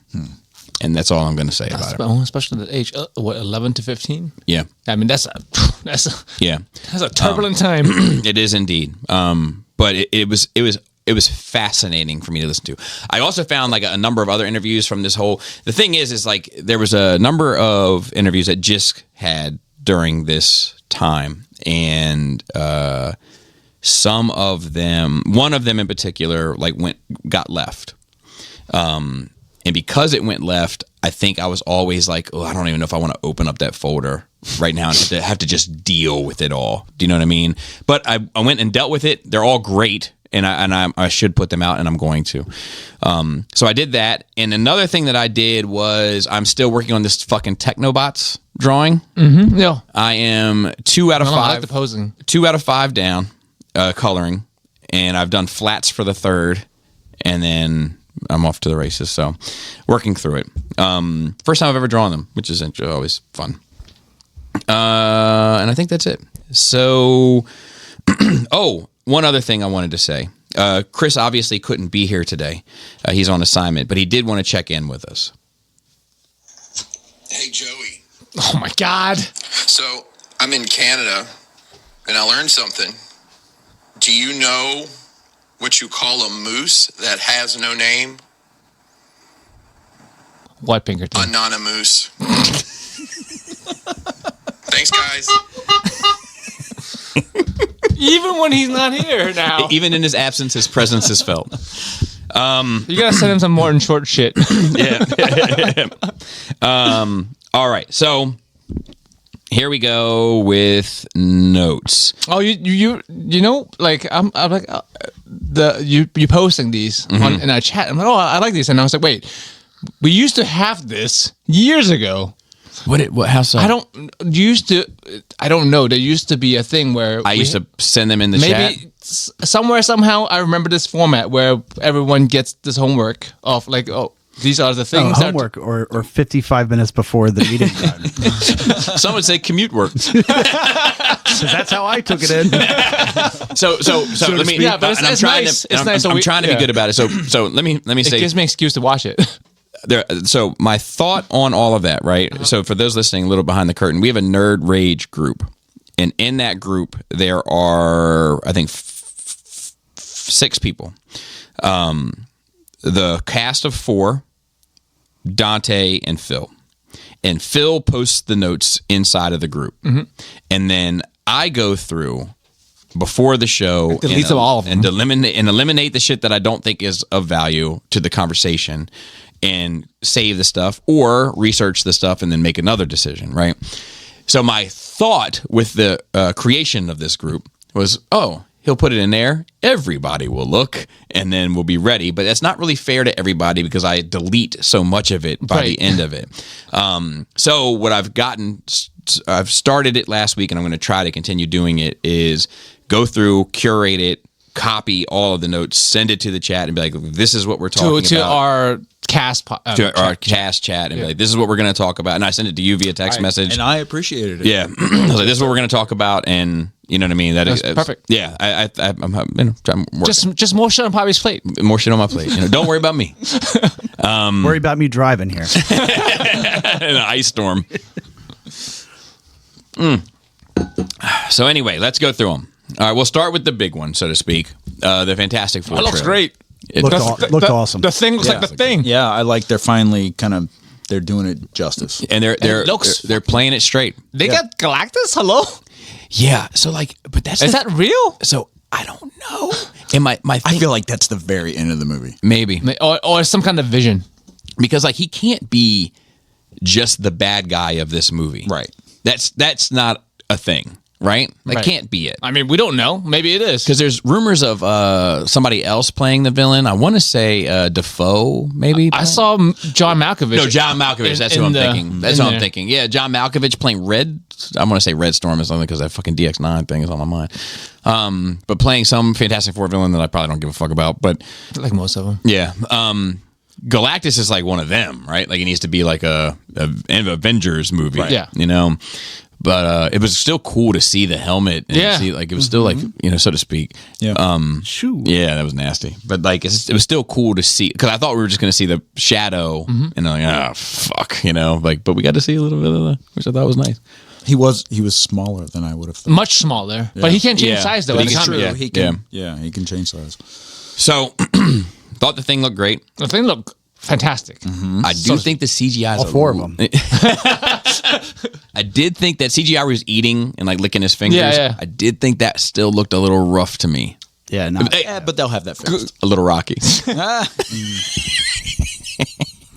Good. little on the nose. I mean, but for me, even with it being that way, it's good enough for me. It's good enough for me too. I agree. And, like, I'm not gonna complain. Agreed. About I'm that. criticizing for the sake of Yeah, conversation. right. But like, Yep, I agree. It's good enough for me also. and it just felt good. It was a good trailer. Yeah, it did. And seeing Johnny, you know, flying with on Flame fire, on. good for me. You know, so I'll be honest with you, Reed doesn't feel like Reed to me. Well, you didn't seem stretchy. That's true too. That's the only guy true, you too. didn't see do But the it was something thing. about the hair. I feel like he had hair like that at some point. I don't know. I gotta watch. Maybe I'll watch it again. Because And this then- is like a different universe. And let me tell you another Even thing. people that don't have hair now used to have hair. That is true. Such a sad state of affairs, really. We can fucking go to Mars, but we can't regrow hair. Yeah. Where's the priorities at? Talk to me. Talk to me. And then the other thing is like, and I know this seems petty. There are some things that are just more iconic to me than other things. Okay. Right. So like, I'm going to be honest. I don't know, just off the top of my head, I don't know what color eyes Tony Stark has in the comics. I don't know. And off the top of my head, I don't know what color eyes Robert Downey Jr. has. Off the top of my head, you know, but I don't care. I was about to say, it'd be weird if you had this information in your brain. So I know that Sue Richards has blue eyes. And there's something about her brown eyes that I don't like. It's your Aryan coming out. No, first of all, I don't have any Aryan. So none of that's coming out. But it is like it is something that it's just like when Jessica Alba. I think it could. You know what it is? As I talk through it and think through it, it's coming back. Jessica Alba played her, right? And it always seemed like she was wearing like a costume with the blonde hair and the and I think it's just giving, as the kids say, giving me Jessica Alba. Oh, give me Jessica Alba. Well, yeah, but specifically from Sin City. Oh yeah. But I think that it's making me remember that, and I think that's what's turning me off to her. Like, I know it's that she has blue eyes, but it was never consequential to me as a characteristic as much as the Thing having blue eyes. Really? And I don't know that. They talk about how, like, I don't doubt it. Yeah. I mean, in the books, I recall, haven't read. You read a Fantastic Four book? Are you hard up? Of course he did. I used to read all Was comics. every other comic sold out that day? I used to read all of them. I mean, not all of them, but a lot of comics. And like, it was something that was pointed out. Yeah. That, like, Ben's blue eyes Yeah. was important. So like that stood out to me. They never commented on. Yeah, and that didn't doesn't. I think I would have been okay with brown eyes on. I don't even know what color eyes were in the trailer. You know what I mean? But there's something about her. You know, like same with Reed. I don't know what color Reed. You know, I don't know, but something about her I always see, and I think I have a very vivid image in my head of her Of just jerking into that picture. No, not at all. But it was one of the first pieces of art by Steve McNiven that I ever saw. He ended up doing, kind of famously, ended up doing Civil War years later. But he had a very clean pencil style, not a whole lot of like cross hatching and all that kind of stuff, which was kind of new it was like a new approach on it. And he started with Fantastic Four, I believe. Don't hold me to that. But I saw his image and I was like, God damn, I was like, that's the first time that Fantastic Four have ever looked cool to me. And I think her image just struck me and it just ingrained in my brain somehow. But it doesn't really matter. I'm just mentioning it because I found it off-putting. All right. Jurassic World Rebirth. Do we need more of that? No. No. So We already have too many of those. Yes. yeah, and Yes. and did anybody else find the female security person like Scarlett Johansson. yeah, but that character like completely not believable in the trailer? I don't know if I even paid her that much. I think I've gotten so numb to Jurassic movies that I'm just like, yeah, whatever, bitch. Show me the fucking dinosaurs. You know what I mean? Like, In The dinosaurs did look good though. yeah, they look good. in that trailer, it's like he's like, "Well, can you guarantee my safety?" And she's like, "Yeah, well, you know, kinda." And I was like, fuck you, bitch. Like, why are we hiring you? Because she's beautiful Yeah, and talented, to be fair. I guess if I had to go get like stuck on a remote island full of dinosaurs, I wouldn't mind taking her, but not to like Not watch my for security. back. Yeah. Not if I wanted to live. I like to watch her back. You know what I'm talking about. Yeah, I'm actually surprised. Don't take this the wrong way, Universal and Jurassic Park fans, but I would have assumed this sort of thing would have been a bit beneath her. She's apparently, there've been a lot of stories I've seen recently. She's apparently a big dinosaur No shit. Jurassic Park, Jurassic World fan, and she lobbied for years No kidding. with her agency to be like, hey, there's another story out that they're casting for this movie. I'm interested. People like what they like. Hey, in that case, congratulations. Yeah. Yeah, You know? finally made it. I love. Made it to the shittiest Jurassic Park movie. Yet. I'm sure there's another one around the corner. Yeah.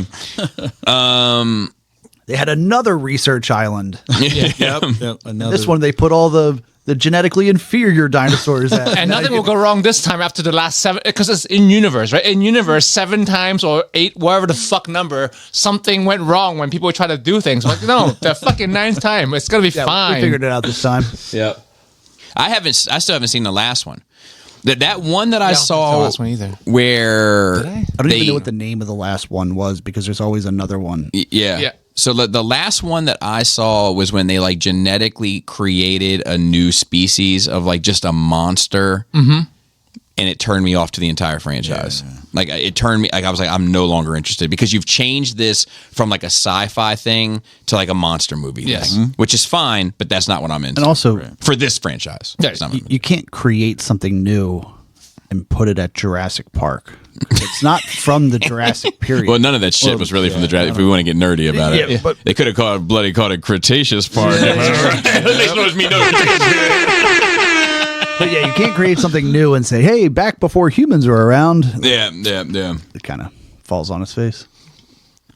Yeah, so I'm sure it'll be terrible. But you know, We'll watch it, and maybe I haven't seen the previous one, but I would like to. No, Just to- so people. yeah. That's gonna do well in a People like box dinosaurs. office. People like dinosaurs. People like Scarlett Johansson. That's also They'll true. even watch her as an Asian person. I mean, That's what's a also- dinosaur now?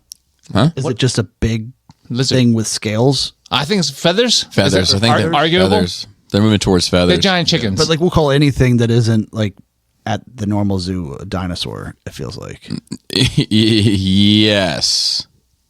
Yes. I mean, like they're creating shit and they're like making new dinosaurs. You know what I want, dude? Ice Age Park. Let's get some fucking mammoths, some saber-toothed tigers, And like that some- giant fucking sloth, dude. Like, and some a squirrel, a squirrel. Oh, yeah, early humans somehow. Yes. yeah, That'd be yeah, cool. yeah. The wolf like thing that looks like it belonged in the Ewok movie. Oh, and then one of the park employees can have like a romantic relationship, Oh, with a caveman. but a cave woman. Oh, and it turns out that And then, and then the cave woman's pure heart ends up showing the actress she's the real barbarian. Yeah. Wow. Or it could be a cave woman, and then the end of the movie, don't steal my idea, is like she had a baby. And they have to like get this non-human like out of the park and like save it. Human, monkey, animal.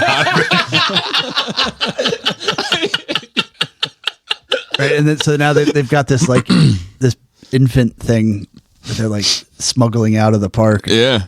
As like the other cave people are like, And at the very end, you Learning like about nuclear you, weapons You or lift something. up the blanket or something. And it's just like this little like half caveman baby, yeah, and then and then roll credits. Yeah. Directed by Michael Bay. Perfect. Yeah, I'm with it. Let's see here. Astartes 2. Now, forgive my ignorance, Joey. Should I assume there's an Astartes 1? Yes. Okay, I'd like to watch I it. mean, it's a short. Is it and- available okay, on the YouTube? I don't know. It was on YouTube. It's a short fan film. Okay. It runs very much similar to what we watch. Yes. I got that impression. I think somebody just recently actually told me I should watch it if I enjoyed I mean, that. yeah, it's a short action piece. This was several years ago. Mm-hmm. The first time you seen Space Marines depicted in the manner that we imagined them to move and fight, like just pure action from the action standpoint, and it was great. And it was a fan film, and that's the problem of things starting that roll down the hill was when Games Workshop start shutting all the fan films, people down and hiring them, and this guy got hired. So this is Astartes 2 is under Games Workshop. And not the same creative people. I think it's the same guy. That's cool. At But least. that's give a shout out for gainful employment there. it's just like Because they could have hired anybody. yeah. We'll see. But like it is. I'm not sure. We weren't sure if this was like a pure thing. Right, we're like, oh, this guy is good. Let's hire him. Or this guy's making money that we could be making. We're gonna shut everybody down. No more fan films. You have to work for us, and that's when they start Warhammer TV, which was more of the case of like them. Nobody can make fan films of our shit anymore. Right. It is copyright. Yeah, So that like sucks. it became too good. Like Yeah. there was fan films existing, for years, and a lot of them was varying degrees of good. But Right. like this one struck a chord with people, and got huge. And then Too good. And he had to shut down his channel after he got hired by Games Workshop. I'm not sure if it's online anymore, the video, because I think he had to shut down. It's a he can't shame put out his own shit anymore. Because like a lot of those people can't see the forest and the trees with that shit. That like it's people investing back into your brand, which just perpetuates your brand. Yep. You know, and it's free on your part. yeah, you didn't have to put forth they any want, money. But they want that money too. I know, but it's just It's a like problem. what they can't see, or maybe they just don't care, is that some kid watches that, right, and then is like, "What is this?" this is cool. Yeah. Googles it, finds the models, then goes buys the models, and now you just got how much does a bag of models cost? $13,000. You just got It's like $50 for $35 for one guy. The last time I checked, and that was 3 years ago. $35 for one guy. So you ended up getting a $34.15 profit because this person watched your. Yeah, but on the flip side of that is if you let it run rampant, then you can't control the story. You Yes, just you can. have to, you Yes, just you can, put out because better shit. You can because the fan base, the educated fan base, the fan base that really moves your franchise forward, they know the difference, right? So Star Wars has had fan films for fucking decades, Right. and Lucasfilm has never said a fucking peep about it, and everyone that's into Star Wars knows this is fan fiction, this is Star Wars. Right, but the difference being that there is enough original Star Wars content out there. Fair point. And there's not enough. Fair point. Fair 4K. point. I mean, Fair the point. 40K universe is infinitely big. And Yes, I mean, but it's not competing in the same it is, space. it's not. But also, like, the people who put the effort in to do this kind of work at this kind of caliber don't do it because they don't love and know everything about this universe, No, right? I They only agree. perpetuate the good thing. You're not going to get a bad representation. But you That's could true. have somebody that takes the artistic leeway or freedom to go in a different direction that Breaks canon or whatever. right, and maybe an unexplored part of the world, and now the parent company, because they haven't addressed it, they're either forced to go into that same space and go down that path, or put out something that's different from. I mean, the thing you do, as I would think, as not even as a company, as a IP owner, is you just keep doing what you're doing, yeah, right? I'm People, but have you not gone to Rule 34? That everybody fuck. Have you not seen Megatron fuck Starscream? I've no seen one a lot looks- of things. Fuck a lot of things. So it can only help, and it was upsetting because there were a lot of creators who were worried about this crackdown, stop making stuff, or in the middle of the project and cancel the project. That was what I think Inquisitor. There was a project that everyone was super looking forward to. That the guy was like, I'm not going to risk putting any more work into this. I'm not doing this anymore. Yeah, and I it think- was upsetting. When you have a brand that has that sort of dedicated fan base, it's a fire. It's right? fucking professional work. And all these people are doing is just throwing books on the fire. You know, and like it just makes the fire build. And even like the uneducated person that's just like, can't tell the difference or whatever, if they are attracted to that and get into it, it's only a matter of time before they do understand the difference. Sure. yeah. Yeah. And anytime these companies crack down on this stuff, it only hurts them I agree. in the long run, because everyone's like, well, fuck you then. You know? Well, I mean, I'm just pointing out the fact that they have not put out much Content of like this like and it was media not in well, that space. and they have, and it's not good. It's a thing. It's like, Yeah, if Space Marine. if they were feeding into like what they are now, which is good. Or So like, Ultramarine, right? so it's Ultramarine was like that movie that they put out. Yes, it that was awful. Yeah, I didn't think it was all that bad, but well, we're biased. I still watched it, but I'm saying, but it's they're doing the right thing now. They are putting out their own good content, like the game Space Marines 2, Fire. Right. I mean, they're doing the Prime series. So now they're putting out stuff of quality that people want to watch. Right. Before they weren't any. right. So I But yeah, thought so I'm looking forward to Star Wars too.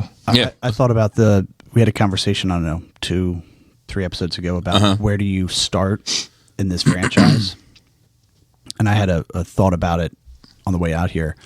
So, and again, I'm getting back into it, so there's 30 years of me not paying attention to it. Oh, you missed me and Bobby and Cody. I was like spewing lore for like 45 minutes. to them. Yeah. So- but that was fun for me because I know a fair amount of it. You know, I was able to, but it was like you were ironing passionate out about it, out the creases for some of it. Is there any content about, so like the Marines now have 400 years of service, Some of them. right? Is there any content? Some of them, a couple of them are over 1,000. Right, but so like a lot of time, and that's why they're so epically good, right? Because they have tons of experience. Is there any content when they didn't have experience? Yeah, well, there are stories about the scouts, which is them in between going from human to Space Marines. But there's also very common storyline in shorts and even full stories about initiates. Like remember when we watched the Yeah. show? It was like I picked this kid who became this guy. There's a lot of stories about how that kid got picked. So I think that's the appropriate place Yeah. to start. Is starting with a group of scouts and then watching them turn into like getting and like Most of them die. Most One of them dying, yeah. and then like the elite one goes through, and that's why they're And he's like the lowest of the low. See, when he to gets me, there. that's the TV show. yes, To me, that's the TV show. not yeah. the But I movie. think that's the start to going from just a small group of people that are very into it to making it something that a larger audience can bite into. I'm gonna hang my hat on that Horse Heresy being the one. The horsehair. Yeah, horsehair horsehair. is the story. Horsehair, just like that. That's that one spot in the mall you don't go into. So let's talk about the Grammys. I'm sorry, I skipped this one. who gives a fuck. So, That's the only note I didn't look at, but I will listen to you talk about it. so I'm just gonna read off some of the winners and then have a bit of a conversation about some. of them. I know, because of my feed, I know Beyonce looked surprised when she won something about country music. Yeah, is that so a thing? Is yep, that real? That is Okay. real. So she also won Album of the Year for Cowboy Carter. So that's the country one. Yeah, I would assume so. It's Cowboy. Lowercase c, but yes. Record of the Year, Kendrick Lamar's Not Like Us. Oh. That's the first time a diss record has won Record of the Year. What they want? Song of the Year, Kendrick Lamar, Not Like Us. Was that popular? Best New Artist, Chappelle Roan. I'm not even familiar, I don't think. Best Pop Solo Performance, Sabrina Carpenter for Espresso. Best Pop Vocal Album, Sabrina Carpenter for Short and Sweet. Best Pop Duo Group Performance, we had Lady Gaga and Bruno Mars with Die With a Smile, which I'm not crazy about, I'll have you know. Best Rap Album was Doechii with Alligator Bites Never Heal, another TDE, so it's still under Kendrick's, folks. Best Rap Performance, Kendrick Lamar, Not Like Us. Best Country Album, Beyonce, Cowboy Carter. Best Country Solo Performance, Chris Stapleton, It Takes a Woman. I'm not familiar with it, but I know he's very popular. Best Rock Album, The Rolling Stones' Hackney Diamonds. That seems like a fucking legacy award. Yeah. That they could have picked some others for that. Yeah. Best Rock Performance, The Beatles, Now and Then. What? Another What year the is it? fuck is going on another here? legacy performance. I actually would have probably... That's what Bobby said. Rock is dead, right? Yeah, it is dead. Well, most of the people in those ones are dead. Right? But not Keith Richards. He will live on forever. Yeah. Best R&B album, Chris Brown's 11:11 Deluxe winner. That's one I want to talk about. So I wish I had a note. There's some things I want to talk about. Best R&B performance, SZA's Saturn. That was somewhat predictable, but and that might be all that's on here before it gets into best song in a movie short or whatever. So let me talk about what so Chris Brown, what I find interesting about that is this might be the first step in the forgiveness of him beating the shit out of Rihanna. Is that because he can dance? But no, it's because he could dance really well.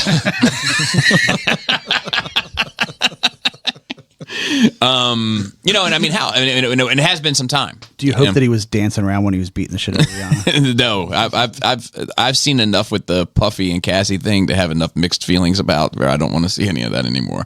But I do think it's interesting because I think this is the first time, at least seemingly in my mind's eye, he could have been winning Grammys for the past 5 years. Just in my mind's eye, he hasn't been.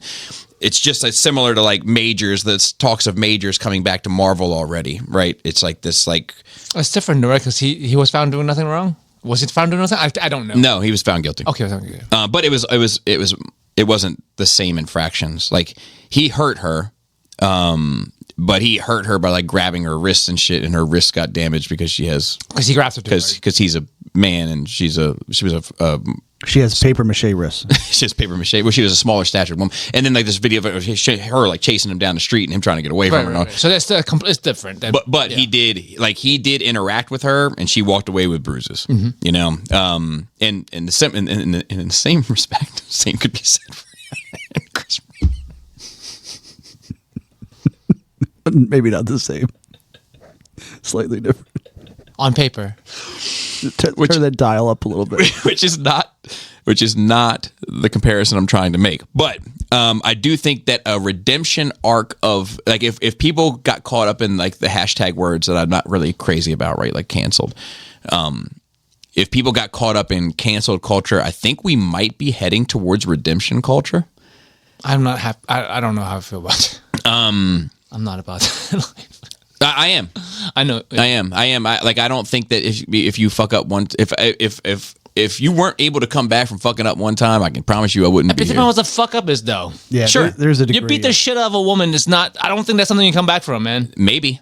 Especially when you didn't really fucking suffer any consequences to begin with. I don't think that there's a world that exists where a woman doesn't deserve to have the shit beat out of her. And Joey, you can really dance. It's the part of like So good. redemption comes after. Let's say your wife cheats on you and gives you herpes. What about it? She deserves a quick 2-piece and a biscuit. I'm not sure I'm going to co-sign on that. I don't know. She just like No, you just go out there, catch syphilis, and give it back to her. no.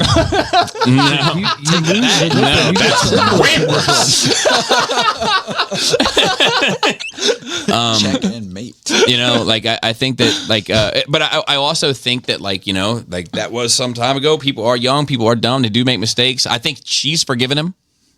It's not my beef to hold on to. Why isn't it? Why can't you be mad for somebody? You can, but it's not inherently mine. It's the principle of things. Also, But you don't know all the ins and outs to that. I know the ins and outs of like you don't. Personal opinion, I guess. You just don't fucking do that. Why? Same reason you don't do that to another dude. Unless don't? you're in a mutual fight. You don't. Who says they weren't in a mutual fight? We have decided as a society it's not the same. A man and a woman is not. Have we? We have. I don't know that that's true. That is true because we have not let co-ed sport to exist, right? Well, We haven't. We still just recently we haven't. even with the trans thing, we're still a debate. It's still not iron that even that part, and that's like a half measure. Yeah, I don't know. I think that one's. I think You don't put a dude in a you don't put a dude in a chick in a boxing ring. I don't know that. I'll be honest with you. I don't even know that that's true. I've seen videos of it. I mean, Officially. we've seen a lot of things. Yeah, talking about I've seen like official videos. Yeah, like I'm sure there's sports that exist where that happens. It's not accepted though. I mean I don't know. I don't know. I don't know that that's. I don't know that that's true. I mean, are you saying there's no fucking difference between a man and woman physically? No, I am saying that. Right. But I'm saying if society is not saying that, So the society's wrong. It's biology. okay, well then we have to be consistent with it. I am. Yeah, but society's not. Well, that's what I'm saying. What? So society can't Society hold can that. be wrong.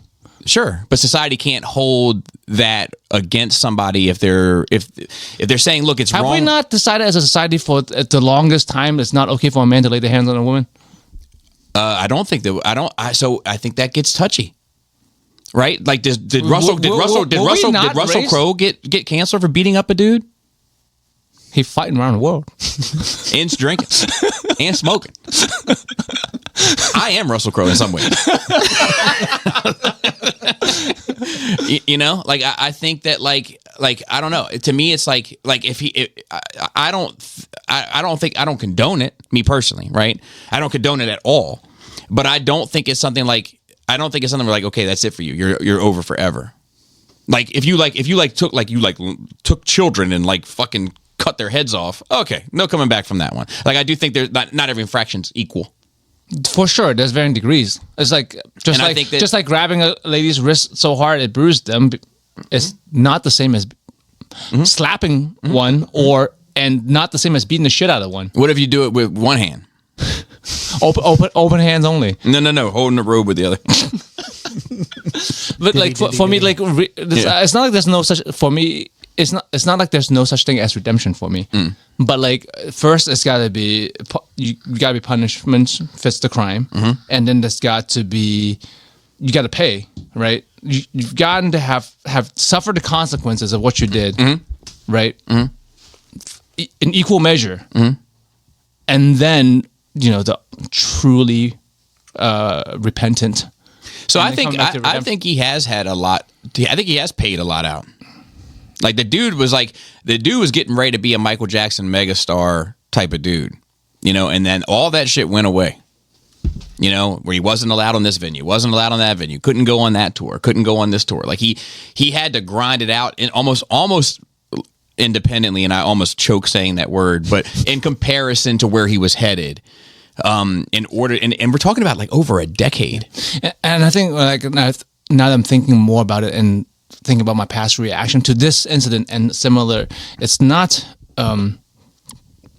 him particularly that upsets me. Just like a lot of things I see in media of people that people hate on. It's like, okay, it's not that person is a symptom of the problem. My issue is everything under there. My problem is being at work and people not jokingly like, yeah, he's a good performer though. I watch him perform directly after that, like completely ignoring the fact that should happen. Like, I think that comes back to the me not having faith in people thing. It's not everybody, obviously, not everybody, but like that's like too many And of that sentiment of they're just letting things go. There can be a thing. I feel like it can be disheartening when you see people put their morals to the side because this record slaps, right? Yeah, Like, or if they had do they have morals to begin with?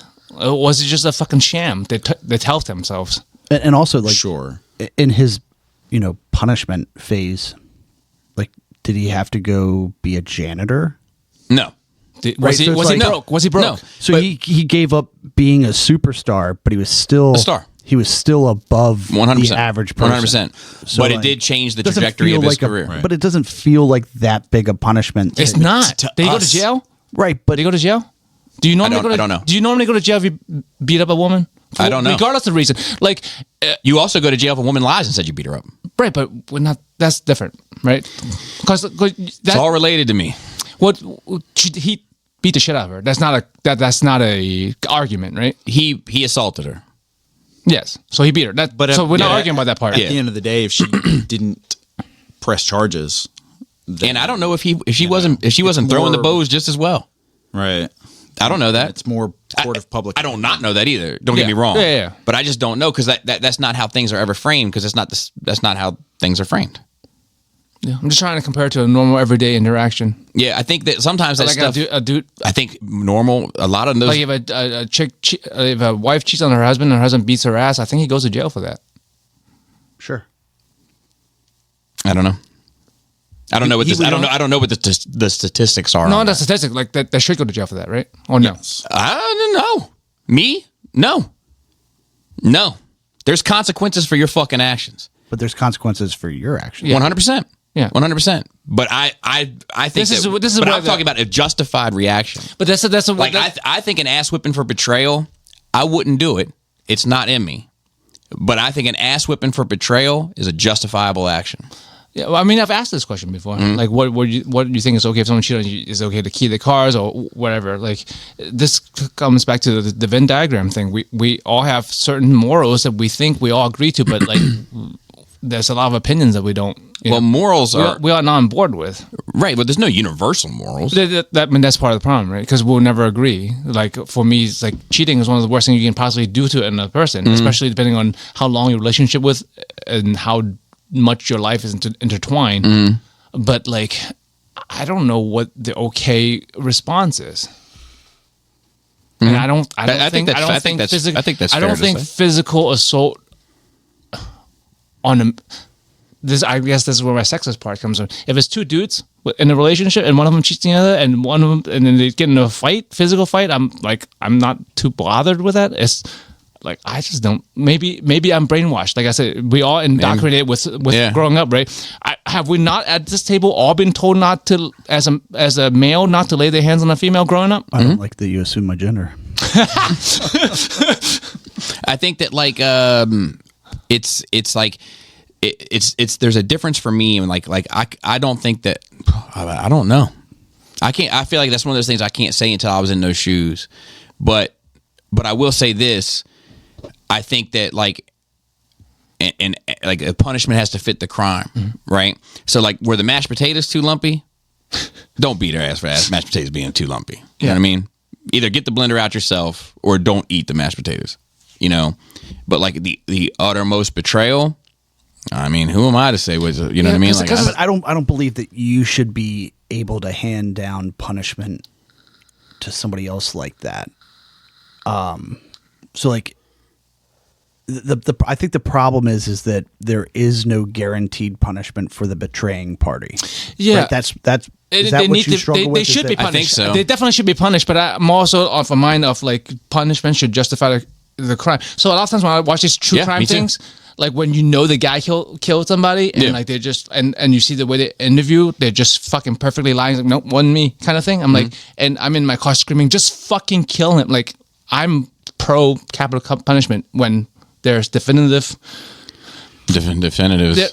But sometimes there is. I hear You I fucking hear- I on hear- video I hear- stabbing a guy. Yeah. You know, like, okay, we should just stab you. To me, like, obviously people are not going to agree with me, and I understand that. I'm not arguing that point, but to me, But yeah, but even that, like, and I don't want to get into the woods and this Right, shit, right. but like, you know, like, did you just evade the knife swing at you and then you stabbed Right, the no, guy? no, Like, no, not you know? that. Obviously, I'm saying like people wanted the life insurance money, so they killed their spouse for the insurance money. And Right. Black and white. So like, we should just why don't we just kill these people? In my mind, right? Now, I'm not saying So, this is the the right thing. so for you, that's punishment. Yeah, of crime. for if someone cheats on you and fucks up your life, to me they deserve. That's what it's joking, but like someone cheats on you and give you herpes, you go back and you give them fucking syphilis. That's more fair to me. That's not fair at all. That's not fair at all. I mean, it's- because for one, you just gave some innocent person herpes. That's true. No, you go they to already you had go to a lab. You go to a lab. and had herpes. I mean, if they gave you syphilis, yeah, exactly. It's twofer. Well, what if you get on that new dating app and you're like, hey, I have herpes. I'm looking for somebody that wants herpes but also has syphilis to give me syphilis so that I can deliver the syphilis to Now my... that's fair. Is there no dating app for people with STDs There is. so you can date There each is. other? Yeah, like for example, HIV. You know, like you're gonna have a hard time finding. Well, that's another fucking problem. I'll tell you what. That's a guy. seems like an There's people who untapped think market. You know what I mean? There's people who think you don't have to fucking disclose the fact that because legally you don't, right? There's people who think you can go and fuck and have sex with other people without telling them you have HIV, and that's wild to me. And some would But say that is legal. You have to. Yeah, you do have to. You do now? Okay. Yeah. Yeah. But some would say that civilization and syphilization have evolved together. Yeah, but you know, it's just a punishment and crime to me. Kind So of thing. to me too, Yeah, it's just like as a society we don't agree. we don't agree. I mean, the death penalty is a hugely contested thing that we'll never agree on. Yeah, like and like I said, I don't. And that's extreme end. That's extreme and I end. don't even know all the ins and outs of it. Yeah, yeah. You know, I just know I've caught a lot of ass whippings in my life. Yes, same. you know what I mean. And like, if anybody out there is listening, 10 years from any ass whipping you've ever given me, with the exception of my mother, because I was a child. But like 10 years, forgiven. What else did I want to talk about here? Because there's a couple other things. One was Kendrick. Doing good. Yeah, doing good. So 5 Grammys for a record calling the second biggest pop star in the world a pedophile. I think everybody should chew on that for a bit. Well, I guess everyone's on board that the guy's a pedophile. Yeah. So here, all right, I don't want to debate that because I don't care. I don't know. I don't know, and whatever. But let me ask you this though. Okay, kind of goes like the Michael Bay shit, right? So if Jordan, just because I think it's funny, if you and I were to get into a rap battle, and you lived in Pennsylvania and I lived in Maryland, and the Maryland law for what defined a legal consenting adult was 18, but for you it was 17, and you had sex with a 17-year-old, is he a pedophile? It's a gray area, not because we have laws and then we have moral values, right? Moral value wise, a 45 and someone in the 40s having sex with a 17-year-old is a pedophile, regardless of the law. Okay, 18 though. Even 18. So I agree with you. know what I mean? Okay, Like- so let's push it 19. I would be like, you know what? I don't consider even, and this is pushing. I don't consider an adult till past 21 because they can't drink. If I'll you be can't- honest with you, I don't consider an adult till 35. Oh, 30. I don't know if 35, like in like mid to late 20s, depending on the person. People do mature differently mentally, right? Yeah. But like if you have to draw a hard line with the physical age, like because if you don't allow a group of people to do it, That's what we're doing. We are drawing as a people. We're drawing a hard line. but Right. that's a question mark though. Because we have two separate in society as for a long time. 18 and 21 are two different ages. Yes. In which you 3, age of consent. right, but I mean in general, we treat an adult who can sign papers at 18 plus. You can sign a $100,000 student loan at 18 plus, but you can't drink. So are you an adult if society tells you can't do a certain thing? Okay. So to me, at least. So what did they? 21. All right. So in Canada, what is it? I don't know. I think the legal drinking age in Canada is 18. Yeah, and I think 16 in Hong Kong. You know, so like, So yeah, it's and the age of consent is much lower in other countries. so like that's why I say like Other states. right. But I think that's federal though, right? It's not 18 across the board. I don't know. No, I think I don't it's- know that. I think it's state based. Really? Yeah. I thought there was a federal. I don't federal know. Trumps that. I don't know. But I think it's interesting, like just as a concept, that the Grammys awarded 5 awards to a song about the world's biggest pop star that is claiming allegedly that he's a pedophile. So according to Google, as of April 2021, a total 30 have an age of consent of 16, 30 states. Before they can. Oh yeah, that's for another. sexual- They can drive at 16, right? And then they can smoke at 18. No, I don't think so anymore. I think Now- they got raised. Maryland is 21 for smoking. Yeah, Okay, so But not all states. But yeah. But 18 you can sign papers. 16 you can fuck. 18 you can sign papers. 21 you can imbibe. That's crazy different spread in age of. Quick math, 5 years. Quick muffs. And a lot of times there's an age gap, right? Like a 27-year-old having sex with an 18-year-old is not the same as a 37-year-old having sex with an 8. Or an 18-year-old having sex with a 16-year-old. Right. It's a gap of mental maturity and life experience. 100%. That you can That's why only they have lived so different, much. different I agree with you. ages But for different things. anyway, I don't I like that was just like a little exercise. I think the more interesting thing is just the context of the awards, the song, and the stands. But no one really talks about that, though, right? Because that song was everywhere. It was People everywhere. really Yeah, liked I mean, we all know what it's about, but like, they don't fucking talk about. In the Grammy sense, they don't really talk about the context of the music. No, Right. no, yes, but I mean, even we were having a conversation at work recently, and I was saying how I was like fucking Kamala Harris said that shit, like in her running, she said they're not like us, like that's how big that fucking record was. The real question is, do you think she knew what she was referencing? So with her, I'm gonna say yes. With her, I'm gonna say yes. Why is that? Honestly, just because I think that I think that she was informed. I don't think she's like of it. Yeah, I socially. think she was briefed, Okay. you know. But anyway, neither here nor there. I do think it's interesting, and I think it was funny that he wore a jean suit, like a jean jacket and jeans as like the Canadian tuxedo to accept his awards. No idea. Drake's Canadian. Okay. Okay. It's always I forget. There's a lot of Canadians among us. Among us, they look like normal people. They do. They act like normal people, and mostly they talk like normal people. You have to really try and discern. What are you talking about? Yeah. So anyway, I just think that's interesting. He's got by this time this comes out, he'll have already done the Super Bowl. All the information being leaked is that song is on the roster of songs to be performed. And then my $1 million question is, does he say the line? Does he say the A minor line? You know? Yes, because everybody will say it with him. Yes, I agree. Yes. So like, But the question is, And again, does it he doesn't- say it or does he let the crowd say it? Yeah, that's the second question to it. But either way, the content of Is the going to song be at this expressed. point, yes, but the content of the song doesn't matter at this point because just the popularity. Yeah, it's become a of the song phenomenon of is- itself. Yeah, I do agree. I do agree. But Doesn't matter. I'll still be curious to so see. I mean, Drake is just taking a big L for this. Oh yeah, I mean, is it like? it's like a shockingly big L. Yeah, but I'm just wondering, like, what is he going to have more repercussions, or is this just going to be a passing thing to the next thing, and he'll be just fine? What do you mean? By I mean, his career is he going to take a bigger dip, So I think he's already having problems at Universal now. That's why he's filing these lawsuits and everything else. which just makes you look worse. it does. Yeah. And unfortunately, they're kind of the right arguments, just at the wrong time. Yeah, people don't realize. But he's on tour right now in Australia. He purposefully, in my opinion, left the country during the Grammys and during the Super Bowl to just not even be around it. So I think it'll be. I think that everybody is seeing him through a different lens right now, which I think was the objective. I really think that was Kendrick's objective. I mean, I wish we could call him on a cell phone. I know. If only. We used to. He used to be a Patreon member, but he went on to greener pastures, I guess. Couldn't afford it. And then lastly, the Beyonce thing.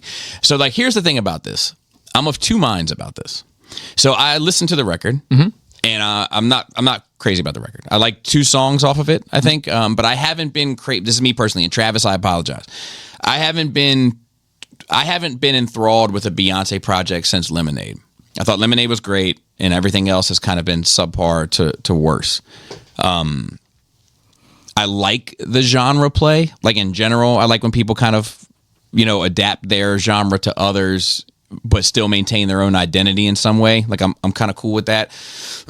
But so it's such a delicate conversation to have. So on one hand, I listen to that record and I'm like, I see that it says country on it, and I see that it's heavily country inspired, but I'm not sure if I personally, and what does my opinion matter, but I'm not sure if my opinion would fall into the line of saying this is a country album.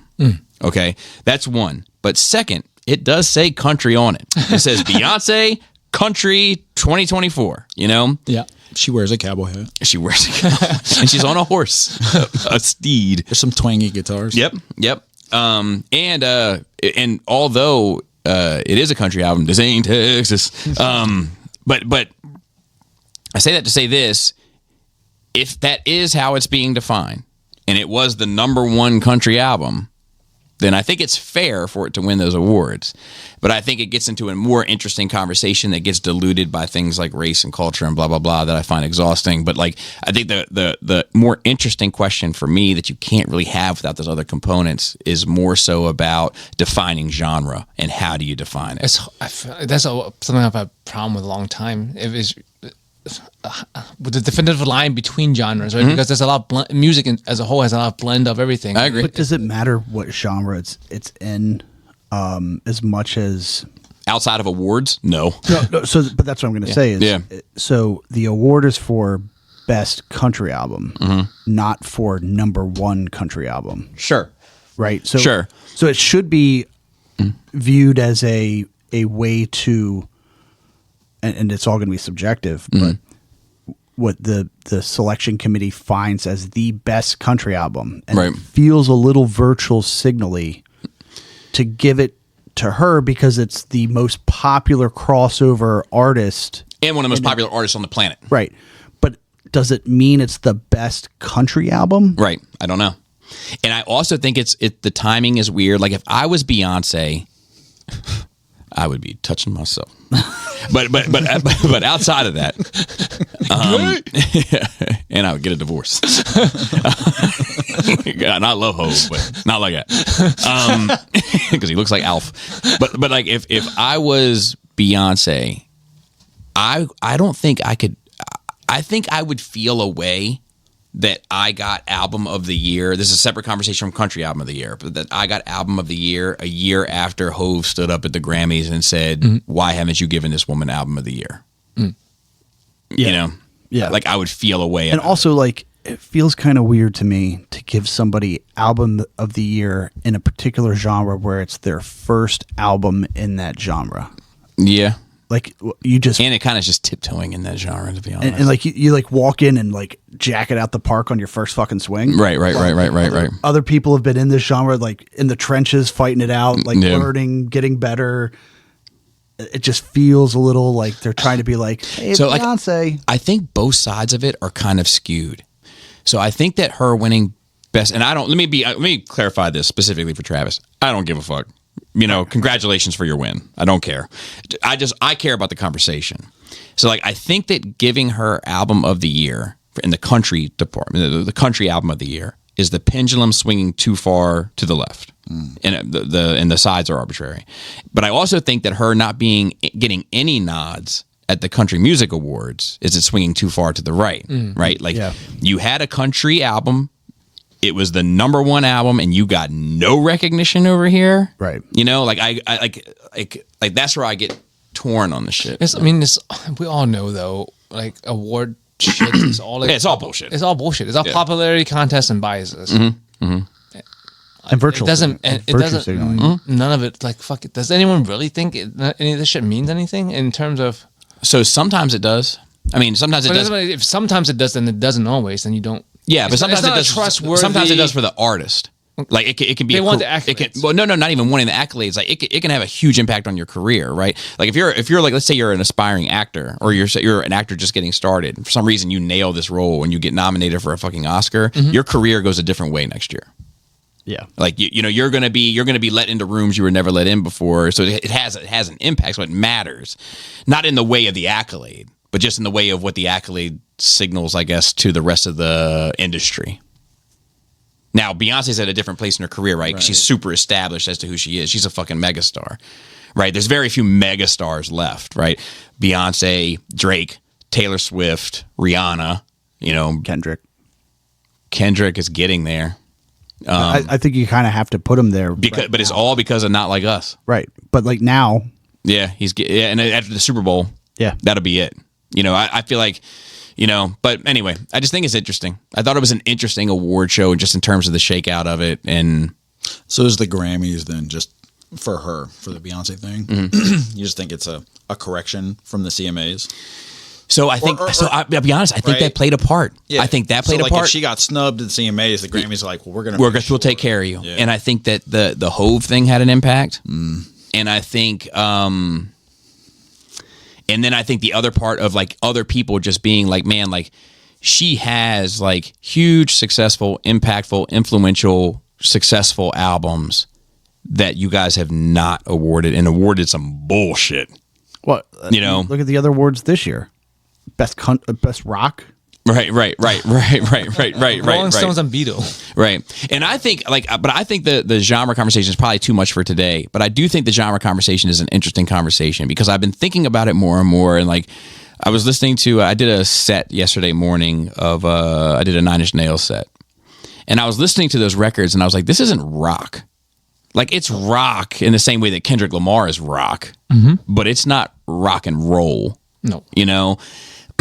And I was like, but it definitely would be considered, like, you know, and I just started going through this whole thing of like, you know, how do you define genre? I mean, you know, is Paul's Boutique hip hop? Is it alternative? Is it like, what is it? You know, what it is like humans' psyche like needs to put things in categories. Yeah. Where we make up categories all the time. Whereas, like, even as we know, between race and what you may call culture, Yeah. we can't differentiate because like the human mind is evolved in such a way that we have to put things in boxes. Yeah. And when they get blurry, like Mongolians, for example, or goddamn, tear down your city wall. exactly, like you know, and Russians being Asians, like your brain just takes Indians, a pause yeah. when you hear that. Your brain takes a pause because it doesn't fit into the boxes you've been taught. Yeah. So like, music doesn't really. It's a spectrum like anything else, but we just have to draw these arbitrary lines, like the age limit at Yeah. certain points, just so our brains can wrap around it. Yeah, yeah. But all I think is good conversation. Yeah, for sure. And then what else do we have? Oh, packages, boxes, and bags. Oh my. The Postal Service suspends parcels from. A lot of people have been hitting me up about this specifically as it affects the toy market. So I'm going to read a little bit of this. This is from CNN Business. The U.S. Postal Service on Wednesday morning announced it will continue accepting incoming international parcels from China and Hong Kong after saying late Tuesday night that it would I suspend them. love that, by the way, that they're listed separately. Yeah. To me, I know it. No, but I most people won't even give that a second thought. But for me, It matters. it matters. Yeah, that's- it I fucking think matters. I'm like, that's wow, fair. okay, cool. You know what taught me that? Who? That there's a difference. Who? Axis and Allies. Oh, Command and Conquer. Because that was an American territory. Yes. Wow. Way to call back. It says, although no reason was given for the initial suspension of package deliveries from China, the Postal Service suggested Wednesday it was related to broad-based new tariffs imposed Tuesday, blah, blah, blah. I think we get the point, right? Let me read this one little quote. The USPS and Customs and Border Protection are working closely together to implement an efficient collection mechanism for the new Chinese tariffs and ensure the least disruption for package delivery. At a practical level, it's nearly impossible to implement. My guess is reality set in. Business, retailers, e-commerce platforms said, "Hey, this is going to completely change how Americans are going to get their stuff." This is a significant challenge for them because there was 4 million de minimis package per day in 2024. Temu. Yeah, and I think that like Wish.com. I think what they're saying is that it was just going to be unenforceable. Like TikTok? You know, yeah, like it was just going to be unenforceable. So they just decided, you know, like my dad used to like say this all the time. Like he would like when he would ground me, for lack of a better term, like he would take away certain shit, you know, like certain privileges as he called it. But like, there were certain things that he wouldn't, and I would ask him like, "Why don't you take it?" And he's like, "Because I can't enforce it. I can't keep constant eye on that shit. So there's no reason to set the standard about it because there's no way that I can enforce it." Yeah, and no then more you jerking off. And and then exactly. And then you look, and then if I can't enforce it, you won't respect it. And if you don't respect that, then you may not respect any of it. Can we have like a moment of, I don't want to say silence, but you know, Not on a podcast, no. God forbid. It's an audio platform. for the Customs and Border Patrol and ICE, they seem to be getting really fucking Yeah. busy. You know, like, I feel, and confused. probably they do it every day. They're like, we got to do this now too. And then the There's next only day is like probably 8 of us different. here. Like, They thought they had this gravy job. like Jesus, we're the busiest motherfuckers in government now. I do think that like there's an element to it because it like especially with like the individual packages, right? Because we've seen, and I'm not going to dwell too much on this because it's very inside baseball nerd stuff, but like probably better for a different platform. But like what Show Z has been able to kind of do to the American retailer, that I think there's an element to that where somewhere in there it levels the playing field, but it probably like in the same breath, like the kind of leveling of the playing field that it can do over here, the disruption to just way of life over here is just too much greater, you know? Yeah. So I'm glad that, you know, rational elements. It's like I see it as the positive and negative, like seeing how the shit shakes out, which is not surprising to me, but like it's the bad downside of it is seeing the classic dystopian future predictions coming true of how mega corporations really own everything, and it doesn't. Your country doesn't matter. Your government doesn't matter. What these people with money does matter. So okay, that's that downside of it. But the good side, the positive light I see in it is that like there are no real points, or like the government have no real that much power to divide people, because at the end of the day, we're like, regardless of a country, like we are indefinitely and like undeniably connected. Yeah. You cannot separate one country from another country's way of life. You're intertwined. You're actually one fucking thing. But as again, people put ourselves in different categories. Like you're from this country and I'm from this country, but we cannot exist without each other. Yeah. So I mean, I that's the had positive I see in it. I had Chinese food for lunch yesterday. Well, Kung Pao chicken. Breaking down borders. Break it down for it. Take that, Wall. Yeah. Okay, so then to move on to questions. So Luke, Hey, how would somebody? Oh, question. great point, Farrell. You can email us at nerdrageradiomail@gmail.com. So Luke writes in and says, "Hey gang, Chris asked on the recent NRR if people in the 90s or 2000s experienced getting physically disciplined by teachers. I'm from England and I finished high school in 99. Can I get a flex?" There you go. Same age. Although we had one science teacher, he said at that point it wasn't a thing here anymore. Although we had one science teacher who was a total madman. He was a mega short, had this massive bowling ball size head, and everyone used to call him Knick Knack, which he didn't like one bit. Paddywhack. If you uttered the name in class, he'd just erupt and go mad. Matey clearly hated his job and all of us little darlings because he had the most explosive temper ever. He'd launch stools, books, chalk. Chalk Like was shit? Chalk, yeah, chalk was the big one. I saw that dude nail so many of my peers with a piece of chalk from across the room. Ridiculous person. One lesson, my mate Andy was leaning back on his chair, and after being told to sit up straight, Andy replied, "Nah, fuck off, Knick Knack." and 2 seconds later, was on the floor. Knocked his ass clean off that stool with a piece of chalk from miles away. Nutter. Wow. So let me say this. I'm kind of for it. So yeah, so this was this is a story that happened very different. I had a teacher in middle school who was missing part of her ring finger, like past almost down to the second knuckle, right? And she had a prosthetic finger that she often wore, but always and never, right? Yeah, always and never. So not always. So that's how we knew it was fake, because sometimes she'd leave that bad boy at home. Well, she was wearing it this day, and my buddy, who we used to call Dizzy was a bad kid. All right, like he was a kid in the resource room. Like he was just that type. He was, I knew him a lot of my life. And Dizzy got up on the desk and mooned her, right? And she was like writing on the board and turned around and like grabbed her head with her hands like on her temples and then like threw her hands out like this, like, "What are you doing?" And the finger flew off. And like everybody, it was in slow motion. Like everybody was like watching it. It went back. There was it was a bigger classroom that they had like one of those like hard curtains that would divide partition walls. Yeah, but it was but it moved like an accordion. Slider, curtain. It hit that and then landed. It was perfect. She had a fish tank in the back. Science teacher landed in the fish tank. Only place better would have been if it went up his ass. And it was just this like finger like sinking to the bottom of the fucking fish tank. All right, Paul C. Shout out to Miss Stark. Happy New Year to everyone out, everyone but Bobby. Thank you. Do any of you Chinese New Year? Oh yeah, snake. I don't know. I believe it's. I'm not very good Chinese. I believe it's the snake. Teach you how to speak Chinese. Yeah?